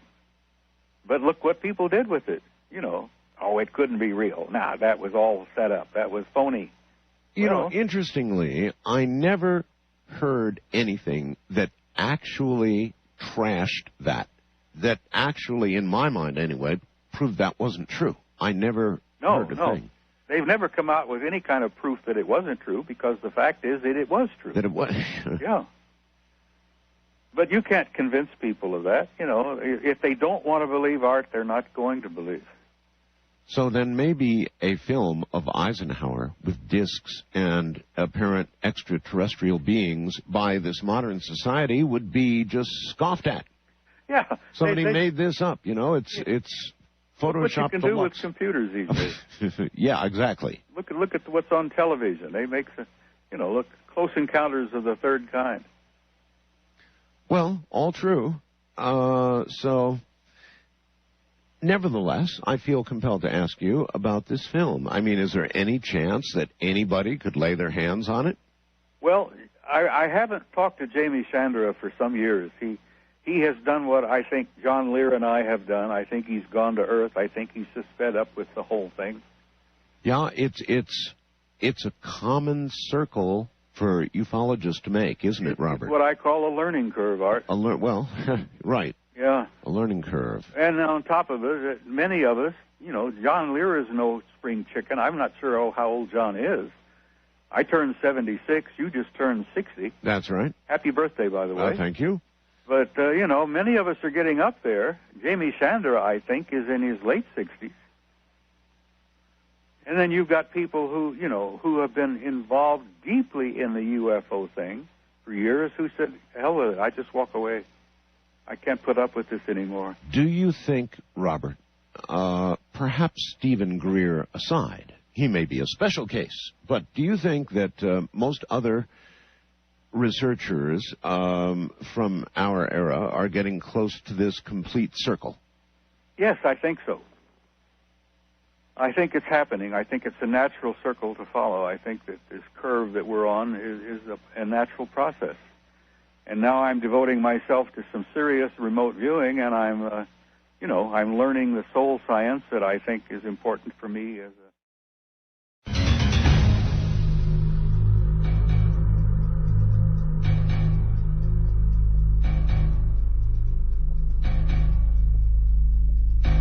Not all come in ships because, well, we've had a number of very well-credentialed, very believable people come on the air and say they have seen, through night vision equipment and otherwise, beings actually crawling out from some kind of hole, some sort of dimensional gap that suddenly appeared, and creatures or beings crawling out of these damn things. Now, you have something to say about this multidimensional factor, don't you, Robert? Yeah, that's one of the other factors that I think has scared the government so damn much, is how do you not only accept it to yourself, but explain to people that we are apparently living in a universe that's literally crammed with intelligent life, and that apparently some of that intelligent life comes into our universe from time to time from other dimensions. Art NIDS actually got that on film before they closed down their operation up there. I'm aware of that, Rob. I'm sure you were, yeah.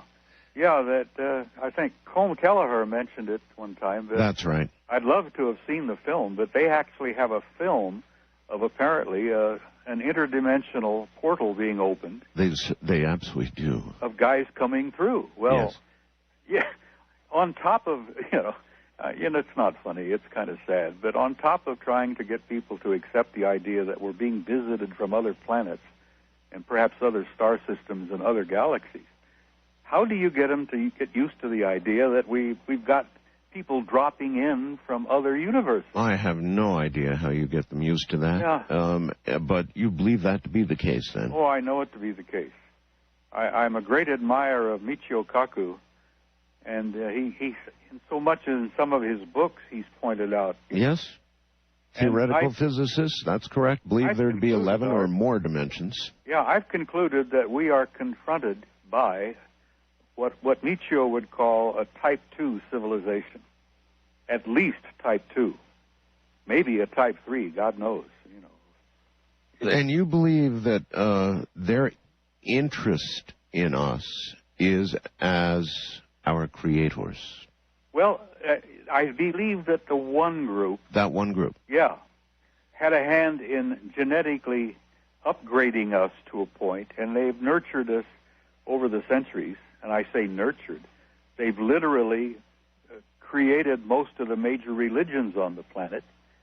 And I do believe that they have an attitude like, we've got some involvement here. We have some investment with these guys. And I think they'd like to see the human race make it, because I believe they are related to us. There have been... Why, Robert, would they create religions? Well, it's a good teaching experience, Art. But it's going to be a barrier to the realization of their existence. You see, I have accepted that today. I think religion is one of the biggest obstacles that we face in trying to reach a point where we look upon each other as human fellows and, brotherhood of the human race. I think religion is probably one of the greatest obstacles.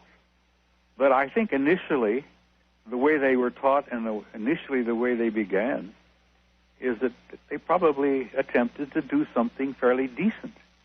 They tried to teach some basic laws about love and brotherhood and how to treat your fellow man and things to do and not to do. I think the Ten Commandments is an attempt to try to get these barbaric savages to stop pummeling the hell out of each other and get along together. But over the years, human beings have taken religion and twisted it, used it for their own purposes, and now it's a barrier. One of the reasons I'm doing remote viewing, and one of the reasons I'm talking about it and encouraging other people to do it, is it opens a doorway for you, a doorway, I call it, to another realm of existence, a spiritual doorway, so to speak, that transcends religion. Transcends religion. Yeah, taking the very best of all of the world's religions, discarding the stuff that talks about, blood and gore and hatred and all that. Yes. And look at us in a spiritual sense. Look at us as one human species, one family of man. And, if we could look at it spiritually and understand that every human being on this planet has an immortal soul. But all of our history is filled with bloodshed and murder and violence, and it was in the Bible. I mean, it's always been with us. I know. Art, I don't have an answer. If I did, I'd win a Nobel Prize. I simply have learned over the years, in my 76 years, that I am an immortal soul, and I live forever, and I'm finishing up a 76-year educational experience inside of a three-dimensional human body. Mm-hmm. And once I leave here, I will go off to another schoolroom somewhere else. Or I might come back. You know, reincarnation is a reality that I learned to accept years and years ago. You believe so? Oh, no question about it.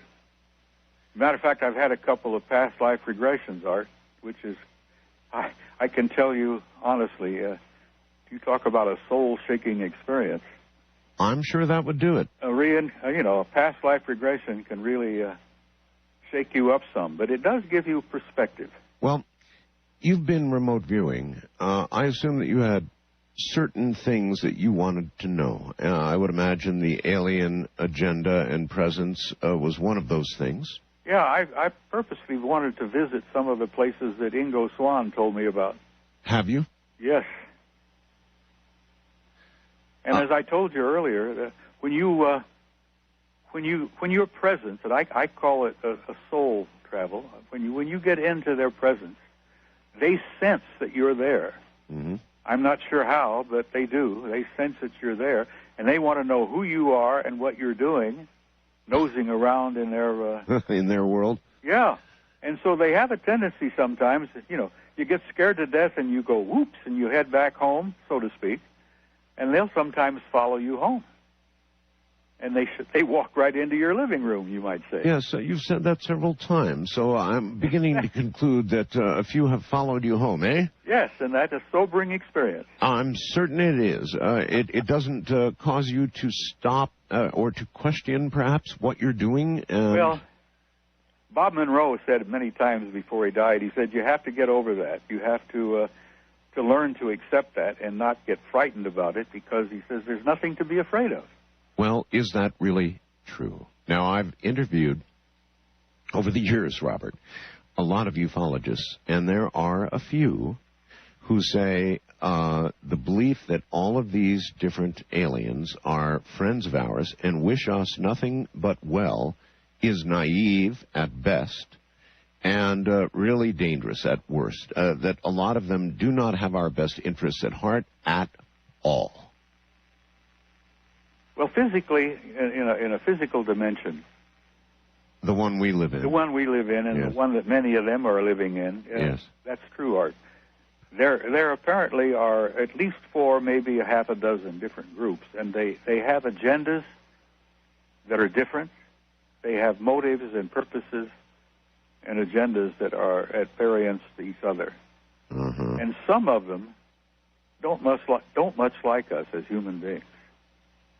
They think of us as primitive and savage and dangerous. And frankly, Art, so do I.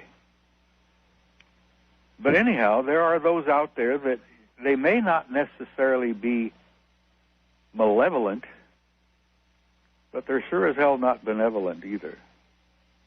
They have an agenda of their own. All right. I have a lot of people who wish to speak to you. And so I want to start taking a few calls. First-time caller line, you're on the air with Robert Dean. Good morning. Hi. How are you? Good morning. Good morning. It's been great listening to you. I was just wondering, I believe, as an Orthodox Jew, that possibly this is just a form of the one Creator, and in His creation, dealing with us as human beings as time progresses on. And specifically, when you were mentioning something about the Soviet nuclear and the American nuclear, how it was able to push and move away a 20-ton cover, I was thinking that's possibly that one Creator, caring for us as humans and, making sure that we continue and understand that we shouldn't maybe delve into the wrong places. What do you think about that, possibly being that one Creator? What do you think about that? Okay. Robert? That's a very thoughtful question. I've reached that same conclusion, that this one group, Art, that's been trying to educate us, as it were, so to speak, over the years. This is a no-no, and that should not be done. And I think that they have a purpose of educating us to the point that we will stop playing silly-ass games with thermonuclear weapons, that I think they really would like to see us survive. I've talked a lot with Zachariah Sitchin. I've known him for years. And, you know, he's got this attitude that the Anunnaki came down and genetically created us as a species. To mine gold. And well, that was their primary purpose, of course, but they created us as a slave race, and then along the way, a couple of their leaders decided that, you know, we had some potential, and they started looking upon us as children and members of their family. Now, I don't know whether it's the Anunnaki that Zechariah has been talking about that would like to see us make it, but I think this one group has made it very clear that they are basically benevolent, that they'd like to see the human race survive. I wonder if it's in their specific personal interest to see us survive, or if our passing as a species would mean something truly negative to their species. I wonder how closely tied we are. Well, as I say, I think an Anunnaki could walk down the street and you would never know the difference between a human being and one of them. It's a good point. It's a very good point. If they were out there and they looked like the rest of us, you could pass 1 million of them and you would not know it. That's right. Well, you know, in one of the books of Genesis, I forget which one. I'm not that much of a biblical scholar, but the Elohim, the Anunnaki, essentially say, "Let us make man in our image," and they use their genetics to bump us up into the creature that we are today. So we are family. I think their genetics and ours are the same. The DNA, I think, probably, if we ever developed enough of a science of DNA. Robert, we're getting close. We're toying with DNA. We're beginning to toy with DNA. We're beginning to do, Art, what they did 10,000 years ago. We're a quick study. It's come pretty quick. Wildcard line, you're on the air with Robert Dean. Hello. Hello, Art. Hello, Dean. This is John out of Kansas City, listening to KCMO. Yes, sir. I'm getting up my age, too, but a lot of this stuff I just don't see where you know, it's really all that secret anymore. I used to work for NASA. Maybe, sir. To this audience, maybe. To this audience, maybe. But to everybody else, come on. Well, like I said, I worked for NASA and Whacking Hut and up at Wright Pat and stuff like that. You just don't really realize how right on you all are with what you've been saying tonight. You're virtually pretty much right on track. But the question I got for you was, you know, a person that's seen and knows some things, you know, you go tell people and no one believes you. But why is it, or who is it that holds their thumb over the media to the point that they won't go to do simple things that could verify all that, locations, where things are and stuff? Okay, your question is a very legit one. About the media, Robert, who's got their finger and how is the media controlled? Since I'm in the media, I'm really interested in the answer to this one. Mr. Bell, I have to tell you, you're a damn maverick. You're not typical. You're like your listening audience. You're not typical in any sense. No, I'm not typical. Listen, That's right. and answer the question about the media, and I've asked myself the same damn thing. Follow the money, Art. Follow the money. Well, media is not independent. Never has been. But the media's always... The media... It does follow the money, Robert. It follows the ratings, and that's just like saying following the money. The ratings equal money, money equals ratings. It's a hard, absolute fact of broadcasting, whether it's radio or television or it doesn't matter. Money, ratings, money, same thing. Well, when you consider the guys who own the media, I mean, they literally own it. Those are the guys that make the decisions, I think, as to how much you're going to learn and how much they're going to let out and how much truth they're going to let you have this week and maybe next week. And maybe next year we'll give you a little bit more. I don't believe the media, and I've been interviewed by guys, some of the major newspapers in this country. And I've sat down with these reporters and I've given them an honest 2 hours of my time. And I've laid out the stuff that I've seen, the stuff I've learned, the stuff I've concluded. I've given them facts. I've given them references. I've talked to talked to them about other people they could check with to verify what I was telling them. Yes. And do you know, not one bit of that ever got into the press. I guess I'm not surprised, Robert. Or remember the Phoenix Lights, Robert? Oh, God, yes. Oh, okay, good. Sadly enough, I wasn't here when that happened. Here we have craft over a major U.S. city seen by zillions of people. We've got photographs of it. We've got it all well documented. It went, on the night it happened, it went nuts here on the show. Call after call. I mean, you could have taken 1 million calls on the night it happened. And then there were several months of absolute silence in the media, the big media. Yeah. And then, just like somebody threw a switch, Robert, all of a sudden ABC and NBC and CBS all at once covered it like it happened yesterday. Yeah, I remember that. It's like somebody threw a switch. Somebody did throw a switch. Somebody said, well, let's let that out, and what we'll do is we'll tell the story of flares. The Air Force dropped flares. So they confronted it, and then they covered it up with goo. And everybody believed the Air Force dropping flares. Well, anybody who saw those things, Art, will never accept the flares. No. I mean, look what you and your lovely lady saw that night when you were driving along the road. Oh, I know. We've had one of those over Phoenix here in the last month. One of those big triangles. I'm well aware. I've seen the photographs. But, the guys talk about it. There's even film, but the media hasn't picked up on that. The media never picked up on the Hudson Valley flap, which lasted for almost over a year. Well, I guess we're both mystified. I mean, hell, I work in the media, and I can't answer the question of how it works, how it operates, who's got their finger on the switch, how it's thrown. I don't know any of that. It's almost like somebody says, we'll let out just a little, only so much, but no more. And I think that's what they do. It is almost like that. I mean, it's just unimaginable that that occurred in the way I describe, and boy, it did occur that way. I've talked to some of these reporters, and they're bright young men. They're bright kids. And I've said to them, what's the chance of what I've just shared with you getting into the paper? And they say, well, I'm going to write it, but my editor might not buy it. Yeah, no, that's right. And you've got editors in radio and television, the same as you have in newsprint. Somebody edits the reporter's story. Well, that's true, Robert. Hold tight. We're at the top of another hour. That is true, except in my case.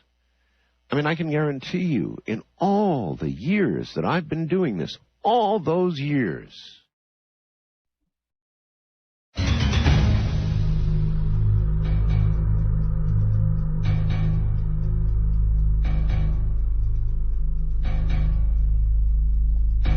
so, if you have questions for the Robert Dean, he's our guest tonight, and I'm going to be very interested, actually, in what you're asked. Just one more from me, Robert, which encompasses a couple of points here.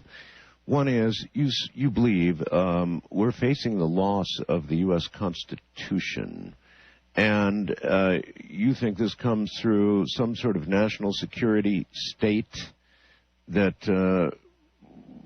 is now in existence, growing, and will eventually simply erode all of our rights in the war on? Art, I'll be blunt with you. I think we've lost most of our Constitution already. I think we began losing it probably in 1947 when we passed the National Security Act. And that was the beginning, I think. And it's been kind of whittled down and diced up and nibbled here and nibbled there. Yes. Over the years until the Constitution is really in tatters. Look, for example, Art, if I may use just simply one example. Look at the monetary problem. Look at the national debt. Congress is supposed to keep its eye on and maintain control over expenditures of funds. They're supposed to not allow us to get into such a deficit. But look what happened here. Just about a year ago, actually it was less than a year, the General Accounting Office came out with a fact that the Department of Defense had misplaced, they don't know where it went, $3.5 trillion. Now, this was not spent. This was simply misplaced. They don't know where the money went. Now, if Congress was conducting a proper oversight, which they are required to do by the Constitution, that kind of thing could never have happened. $3.5 trillion. $3.5 trillion, and it made the newspapers one day, and then it just died. You know, I thought to myself, name of God, why aren't the congressmen standing up? Why aren't the guys in the Senate standing up, screaming bloody murder, demanding to know where that money went? I must admit, I didn't hear that myself. $3.5 trillion. It was over the course of about 2 years. They couldn't account for it. They don't know where it went. That's a lot of money to lose. Oh my God! Well, that's only one example. You know, the Constitution literally is in tatters. The other issue right now that I'm angry as hell about, my son is a career naval officer. He's not in harm's way at the moment. He's in London. Yes. But look, Art, we are in the middle of a war, and Congress did not declare war. Well, we haven't done that in quite a while. Well, yeah, I was in Korea, for God's sake, and that was undeclared. That's right. That's what I'm pointing out. And we're supposed to, you know, we're supposed to keep our hands on that kind of thing. Yes, there was just the most recent Supreme Court thing on eminent domain. I mean, everybody's hot about that. Yeah, look at that. I know. Look at That's that is right. West of the Rockies, you're on the air with Robert Dean. Hello. Hello? Hello. Yeah, this is Kyle in Washington State. Yes, Kyle. Mr. Dean, I have a couple questions, and please don't think I'm arguing any of the facts that you've brought up. First, it's hard to see a logical reason why the government would keep a lot of secrets from us as far as, you know, alien civilizations and whatnot, unless it was, you know, for a whole keeping us from the bad news. I mean, if they already have control and the power and technology, what does it benefit to keep us in the dark at this point? Well, you have a good question, Kyle. All I can do is point to the old Brookings report, which was finalized and given to Congress in 1961. They concluded, I think Margaret Mead was a contributor to that any society that is confronted with an incredibly advanced other society, which are so far beyond them, that shock alone could lead to the destruction of the more primitive society. And I think that's become national policy ever since 1961. Well, now, from 1961 until now, we've had tons and tons of Hollywood movies and television shows, and everything has been so sensationalized as far as, you know, aliens and spacecraft and space travel. Yes. I mean, it just seems that maybe, I don't know, it just seems that maybe it wouldn't be such a big shock to everybody. Caller, why do you think we had such a blast of exposure to all things alien in our media? Oh, I totally believe that has to do with maybe a long, drawn-out desensitization process. You know, I mean, why else would we have the whole idea of, I mean, ideas and fantasy come from something, and it has to be, you know, I mean, somebody had to have seen something at some point to start the whole roll. Kyle, a number of years ago, I told Art himself that I believed that he was part of a long-term disclosure project himself, even without knowing it.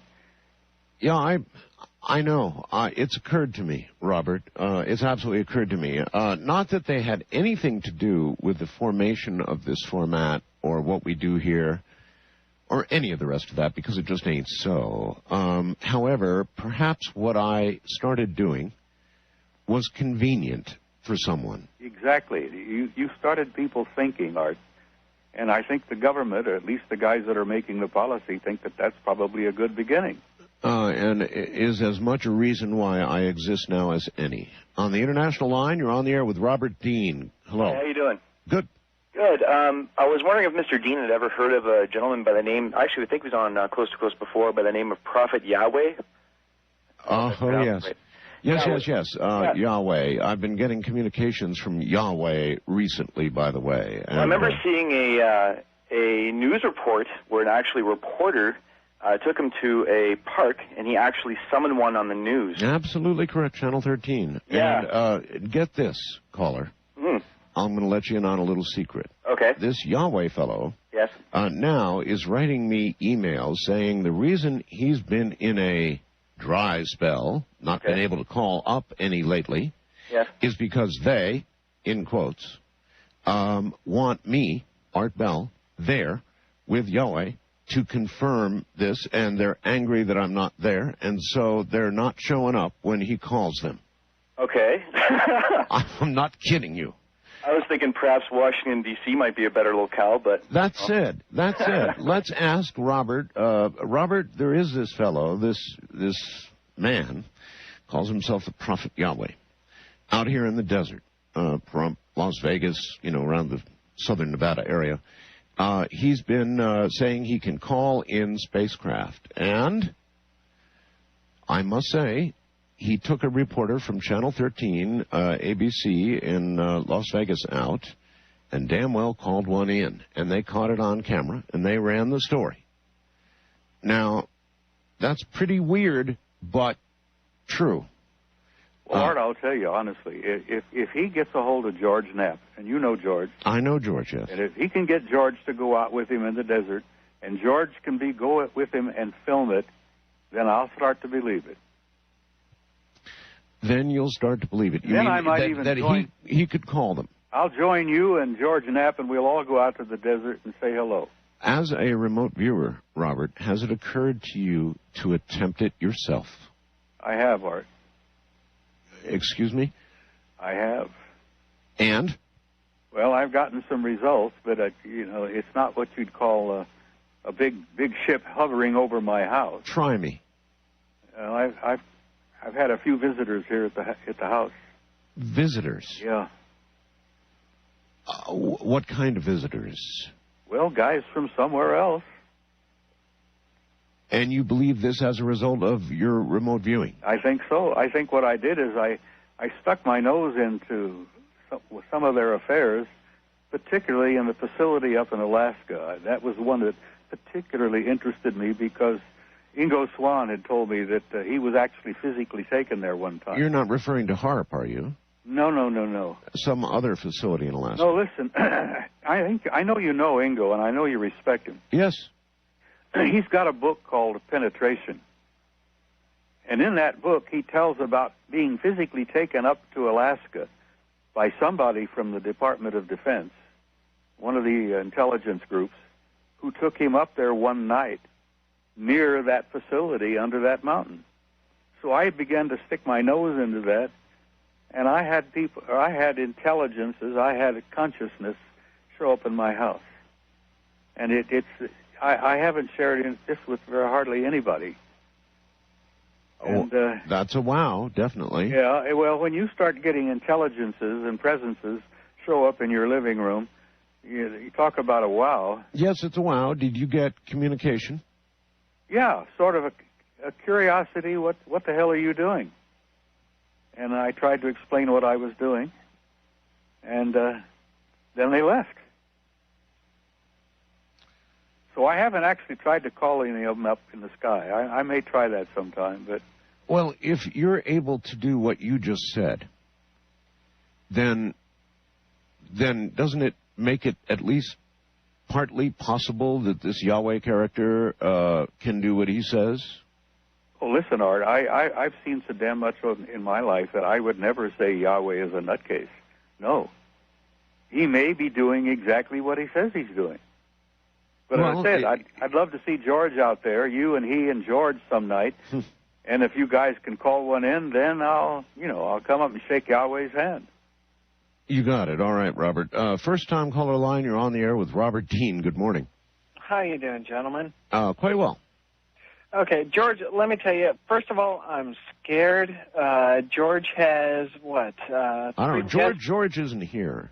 Yeah, but he has 3 guest hosts coming in next week, so that does not mean you're relinquishing the weekends. Is that correct?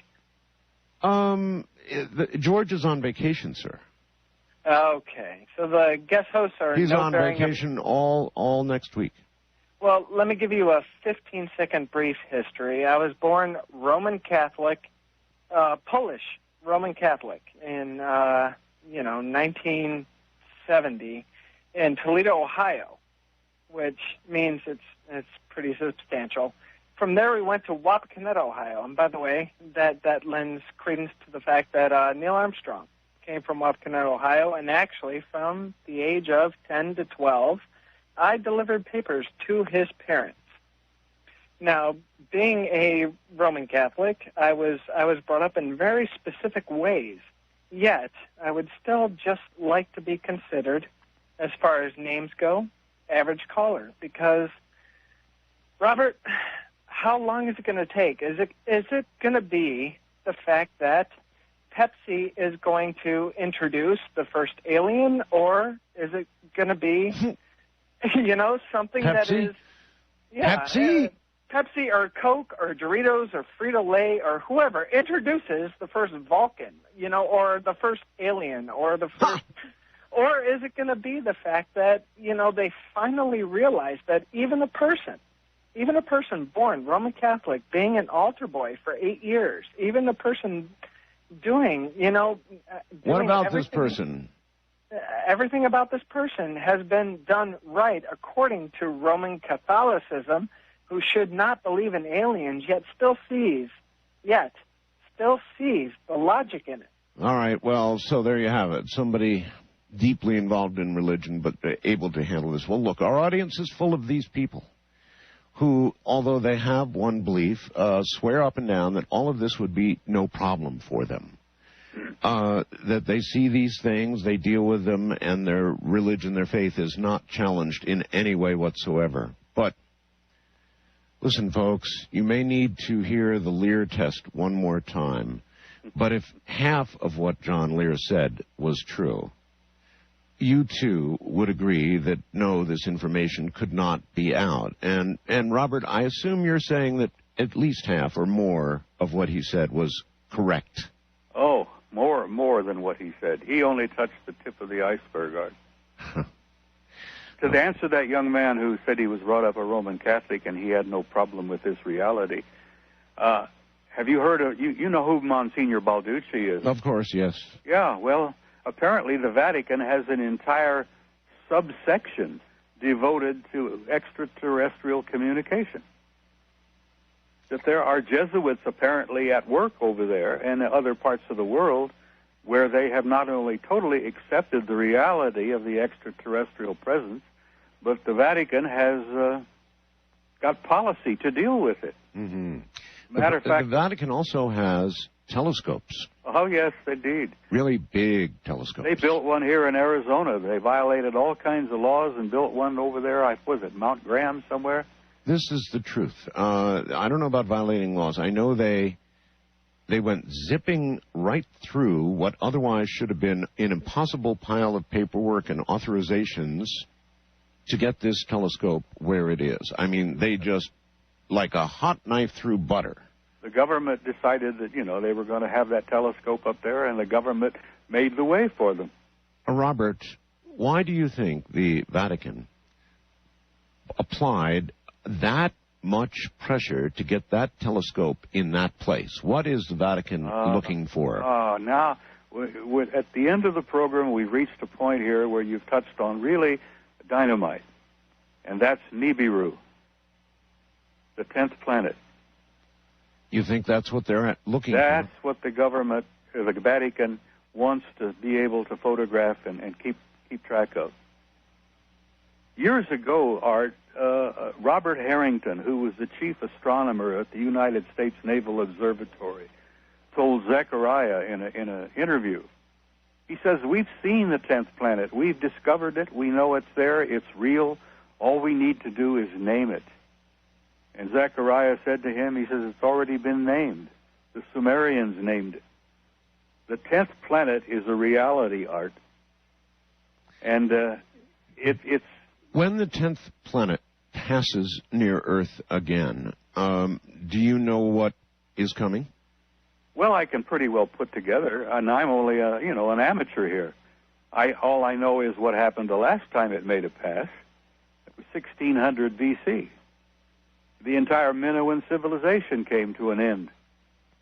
One of the largest volcanoes in the Mediterranean blew its top and literally obliterated the great Minoan civilization. Santorini, they call it, or Thera.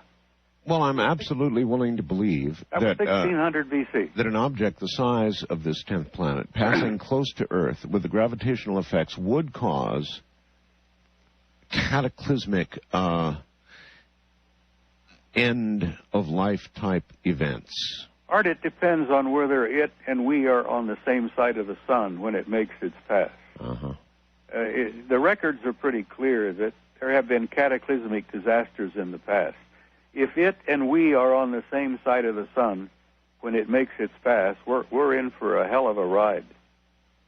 We're going to have volcanoes and earthquakes and tidal waves that you wouldn't believe. And I believe that the government is aware of that. And I believe that the government is taking steps to try to, what do you call it? Just, do a little planning. And you think the Vatican's aware of it as well? Oh, the Vatican is well aware, I'm sure of it. If some event like this were on the way, you no doubt have the opinion we would not be told, correct? Oh, no, you're not going to tell you, Art. And what about the Vatican itself? If the Vatican were to learn that this event was on the immediate horizon, you believe they also would not say anything? Well, I don't believe they'd make a worldwide announcement, no. I don't know what their emergency plans would be, Art.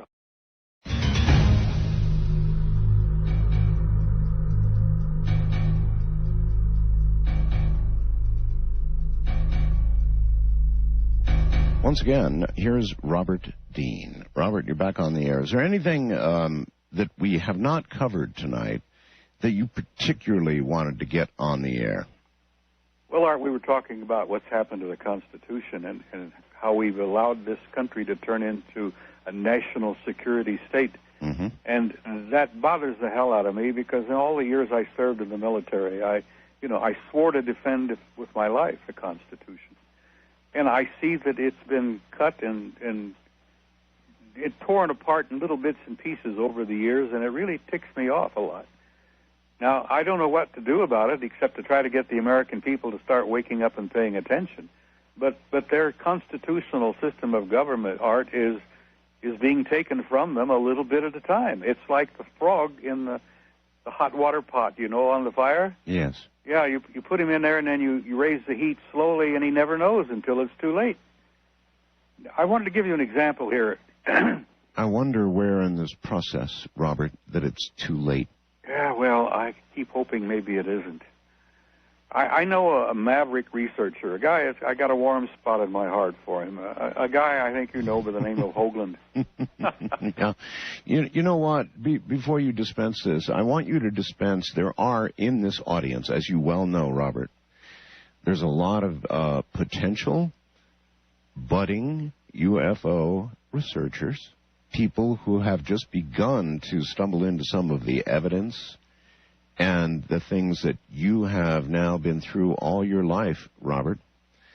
What advice would you have for them? In view of what you believe now, what advice would you have for the young, budding ufologist? Well, Art, for those young, budding people out there, and I know they're there, and I think they're the future of our country. I have a great love and respect for them. I would tell them to inform themselves and research and learn everything you can. Because as we said from the beginning of the program, this is the greatest story in human history. And it isn't about them, Art. It's not about the guys from out there. So then you wouldn't discourage them? No, I encourage them. As a matter of fact, on the website, my wife's website, which is beyondzebra.com, I've got a couple of recommended reading lists, which I've learned over the years and collected, and read and, selected, and material that I would recommend for these young people to get a hold of some of this material and read, inform themselves, learn all they can, because this is the greatest story in human history, and they've got to learn about it. They can't just let the government con them and lead them down the primrose path. They've got to inform themselves, and research is the only answer.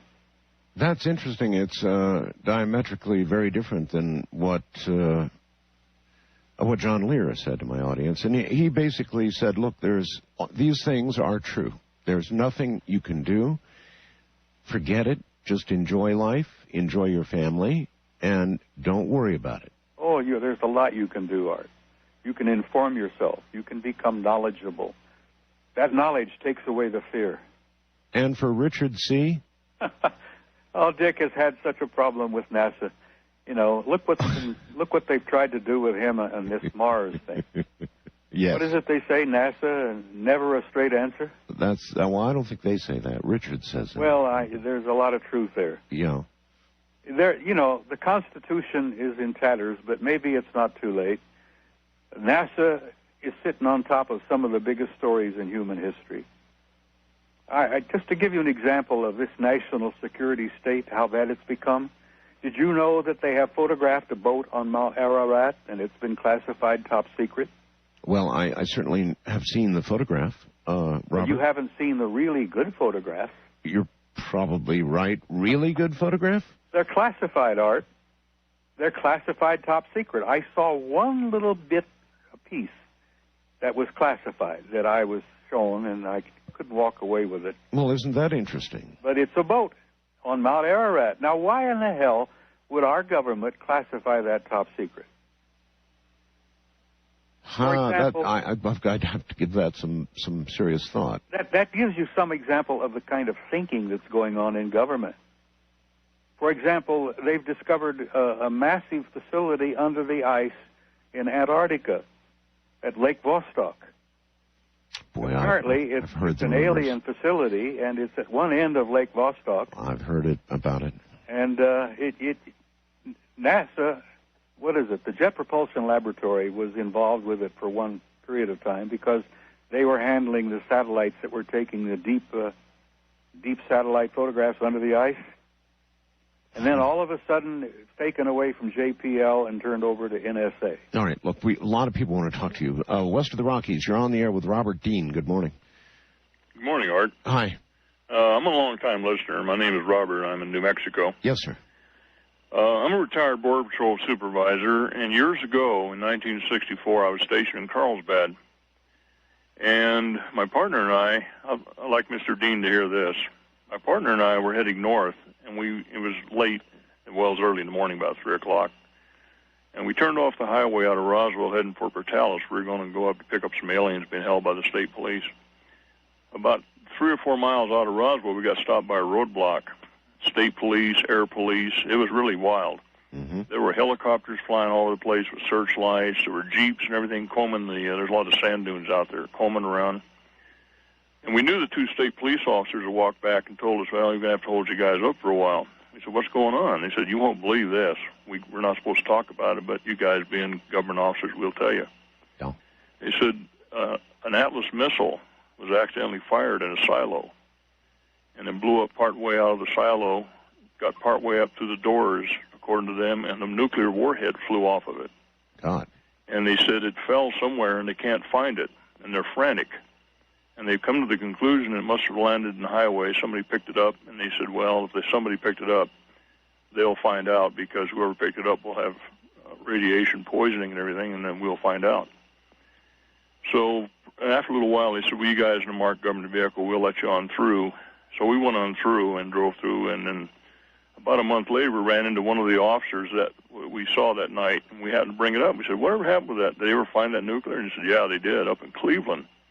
They said some old Indian was driving up the highway, and apparently he claimed that it flew off into the road, and he stopped, picked it up, and threw it in the trunk of his car and took it to Cleveland with him, and then 2 weeks later ended up in the hospital with radiation poisoning. We thought that sounded kind of strange. Well, they said, you haven't heard the worst of it. This is the second one that blew up tonight. I think they said tonight. 2 accidentally blown. We couldn't believe that. Well, if you, I don't know, maybe. Robert, what about it? After all, they did hover over silos. They did move silo covers, as you mentioned, melted one. Then why not what this man said? Well, I'm convinced, Art, they've been monitoring our ICBM capability for years. Now, whether they caused those atlases to explode or not, I don't know. I know when I was in FEMA, working out of Tucson, we were paying a lot of attention to our problem with the Titan missiles down there. And these Titans were liquid-fueled, and they were leaking all the time, and guys were dying, and they had a couple of problems where they almost launched themselves. So it's been nothing but headache from the very beginning. Now with the Minuteman, it's supposedly a fail-safe unit. You know, it's a solid fuel weapon, and they're not supposed to be able to get out of the silo unless somebody pushes the right button. But there's no question there's been interference, both here and in the Soviet Union. On the international line, you're on the air with Robert Dean. Good morning.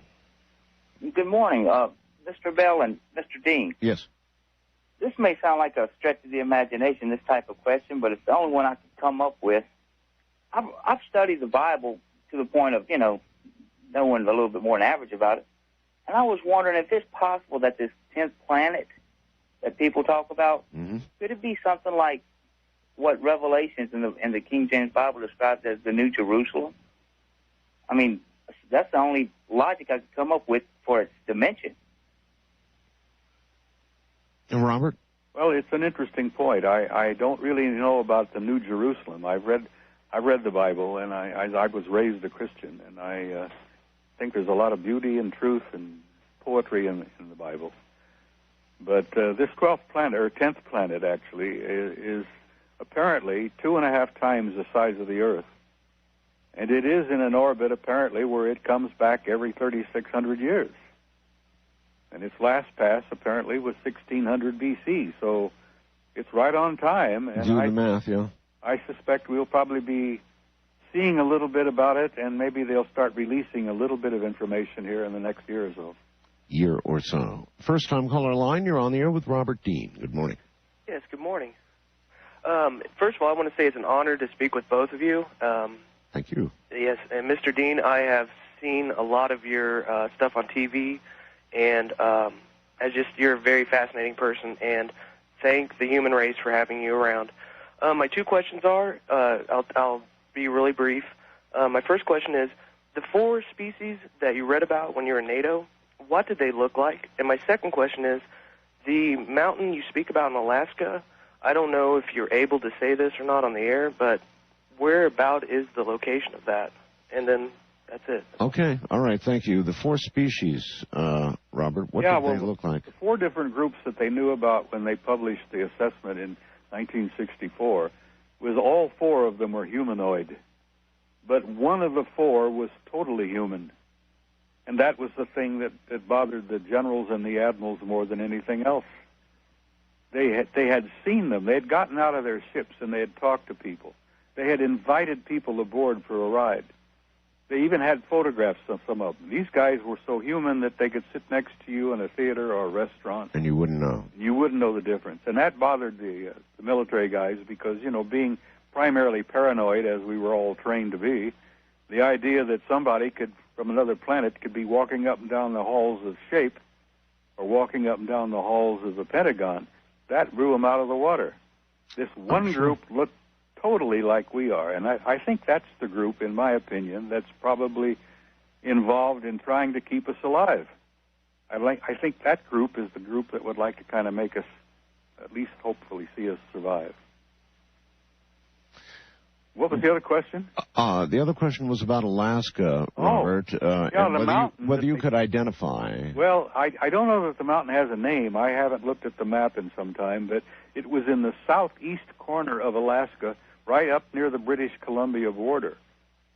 And you can get a hold of Ingo's book, Penetration. Mm-hmm. He lays it out pretty clearly. It's a delightful little story of how the guys from DOD took him up there. Is this awareness of alien presence the main reason you began remote viewing? I'm sorry, Art, run that by me. Is this alien presence that you're convinced of the main reason you began remote viewing? Well, that and the fact that I would like to get some idea in my mind, like Robert Monroe used to say, to get some idea of where I've come from, why I'm here, and where am I going.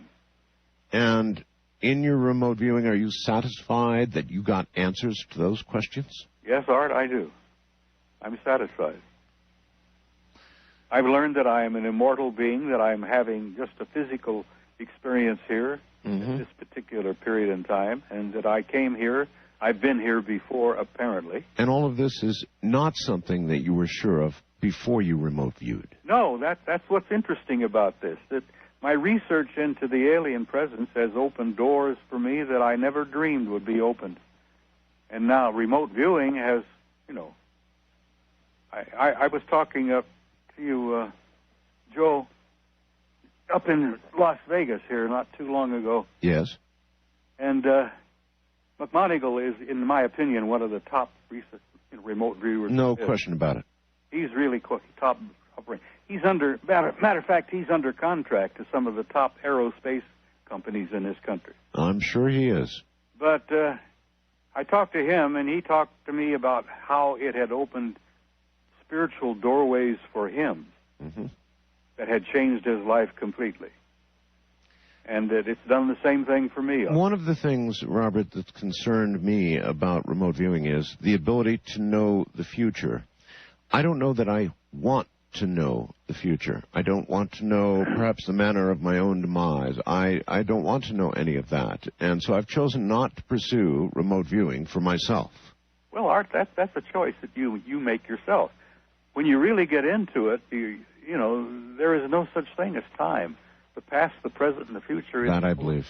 All the same. Yeah, I believe that. And remote viewing looks right across that like it's a clear window. Wildcard line, you're on the air with Robert Dean. Hello. Yes, hi, Robert Dean. I've been listening to you all night, and there was something I want to ask you. You said you worked for FEMA. Were you aware that there was executive orders of 10995 and 11005 about executive orders to permit FEMA to take over all local, state, and national governments in suspension of constitutional guarantees? Oh, my, yes. Yeah. And some of the money that you were talking about that disappeared, I think I have an idea where some of it went to. There's underground cities being built, housing both humans and aliens working with the secret U.S. government. That might account for $3.5 trillion. Well, we've been building those underground facilities, Art, for years. We were building those back during the Cold War. So why for humans and aliens? Some of them have gotten pretty sophisticated over the years. They're probably, the state of the art has probably gone a lot farther than I would imagine, because I was in some of those underground facilities during the years that I worked with FEMA. You have personally seen them? Yeah. Some of those underground facilities, Art, are unbelievable. They're like five-star hotels. Well, Robert, look, I understand that we logically have continuance of government capability in the case of a war. Yeah, we call that COG, continuity of government. There you are. And we've got to have that. So I'm not surprised we have underground facilities for that. However, if you mix in the alien part of it, I'm not sure what you get. And while you saw these, did you see anything to indicate that it was part of some kind of alien agenda or something? No, not while I was with FEMA. No, what I saw was it was simply an attempt to have a facility that would help us maintain a continuity of government in the event of a nuclear strike. That much makes absolute sense to me, and I'm not surprised we have it. I'd be surprised if we didn't. East of the Rockies, you're on the air with Robert Dean. Hello. Good morning, gentlemen. It's an honor to speak with you, Mr. Bell. Thank you. I thought of the two perfect questions I want to ask. The first one is, given everything that you've seen in your life and everything that you've read and all of the speculation that you've come to know, I want to know from your perspective, what's the one thing you've seen or come to know that gives you the most hope or joy or the good? And what's the one thing that you've seen over the years that just strikes fear in the core of your being? And I'll hang up and listen. All right. The best and worst you've seen, Robert? Well, that's a good question, Art. That's got to be a fast answer. Well, I'll tell you this. The worst I've seen is human ignorance. The best I've seen over the years, what I've learned is that God exists. And you know this comfortably, without any question, as much as you know you are here today. God exists, Art, and I know that beyond a question of doubt. Well, listen, if I may, before you sign off here, I'd like to tell people to go to my website, Which is? I've got BeyondZebra.com.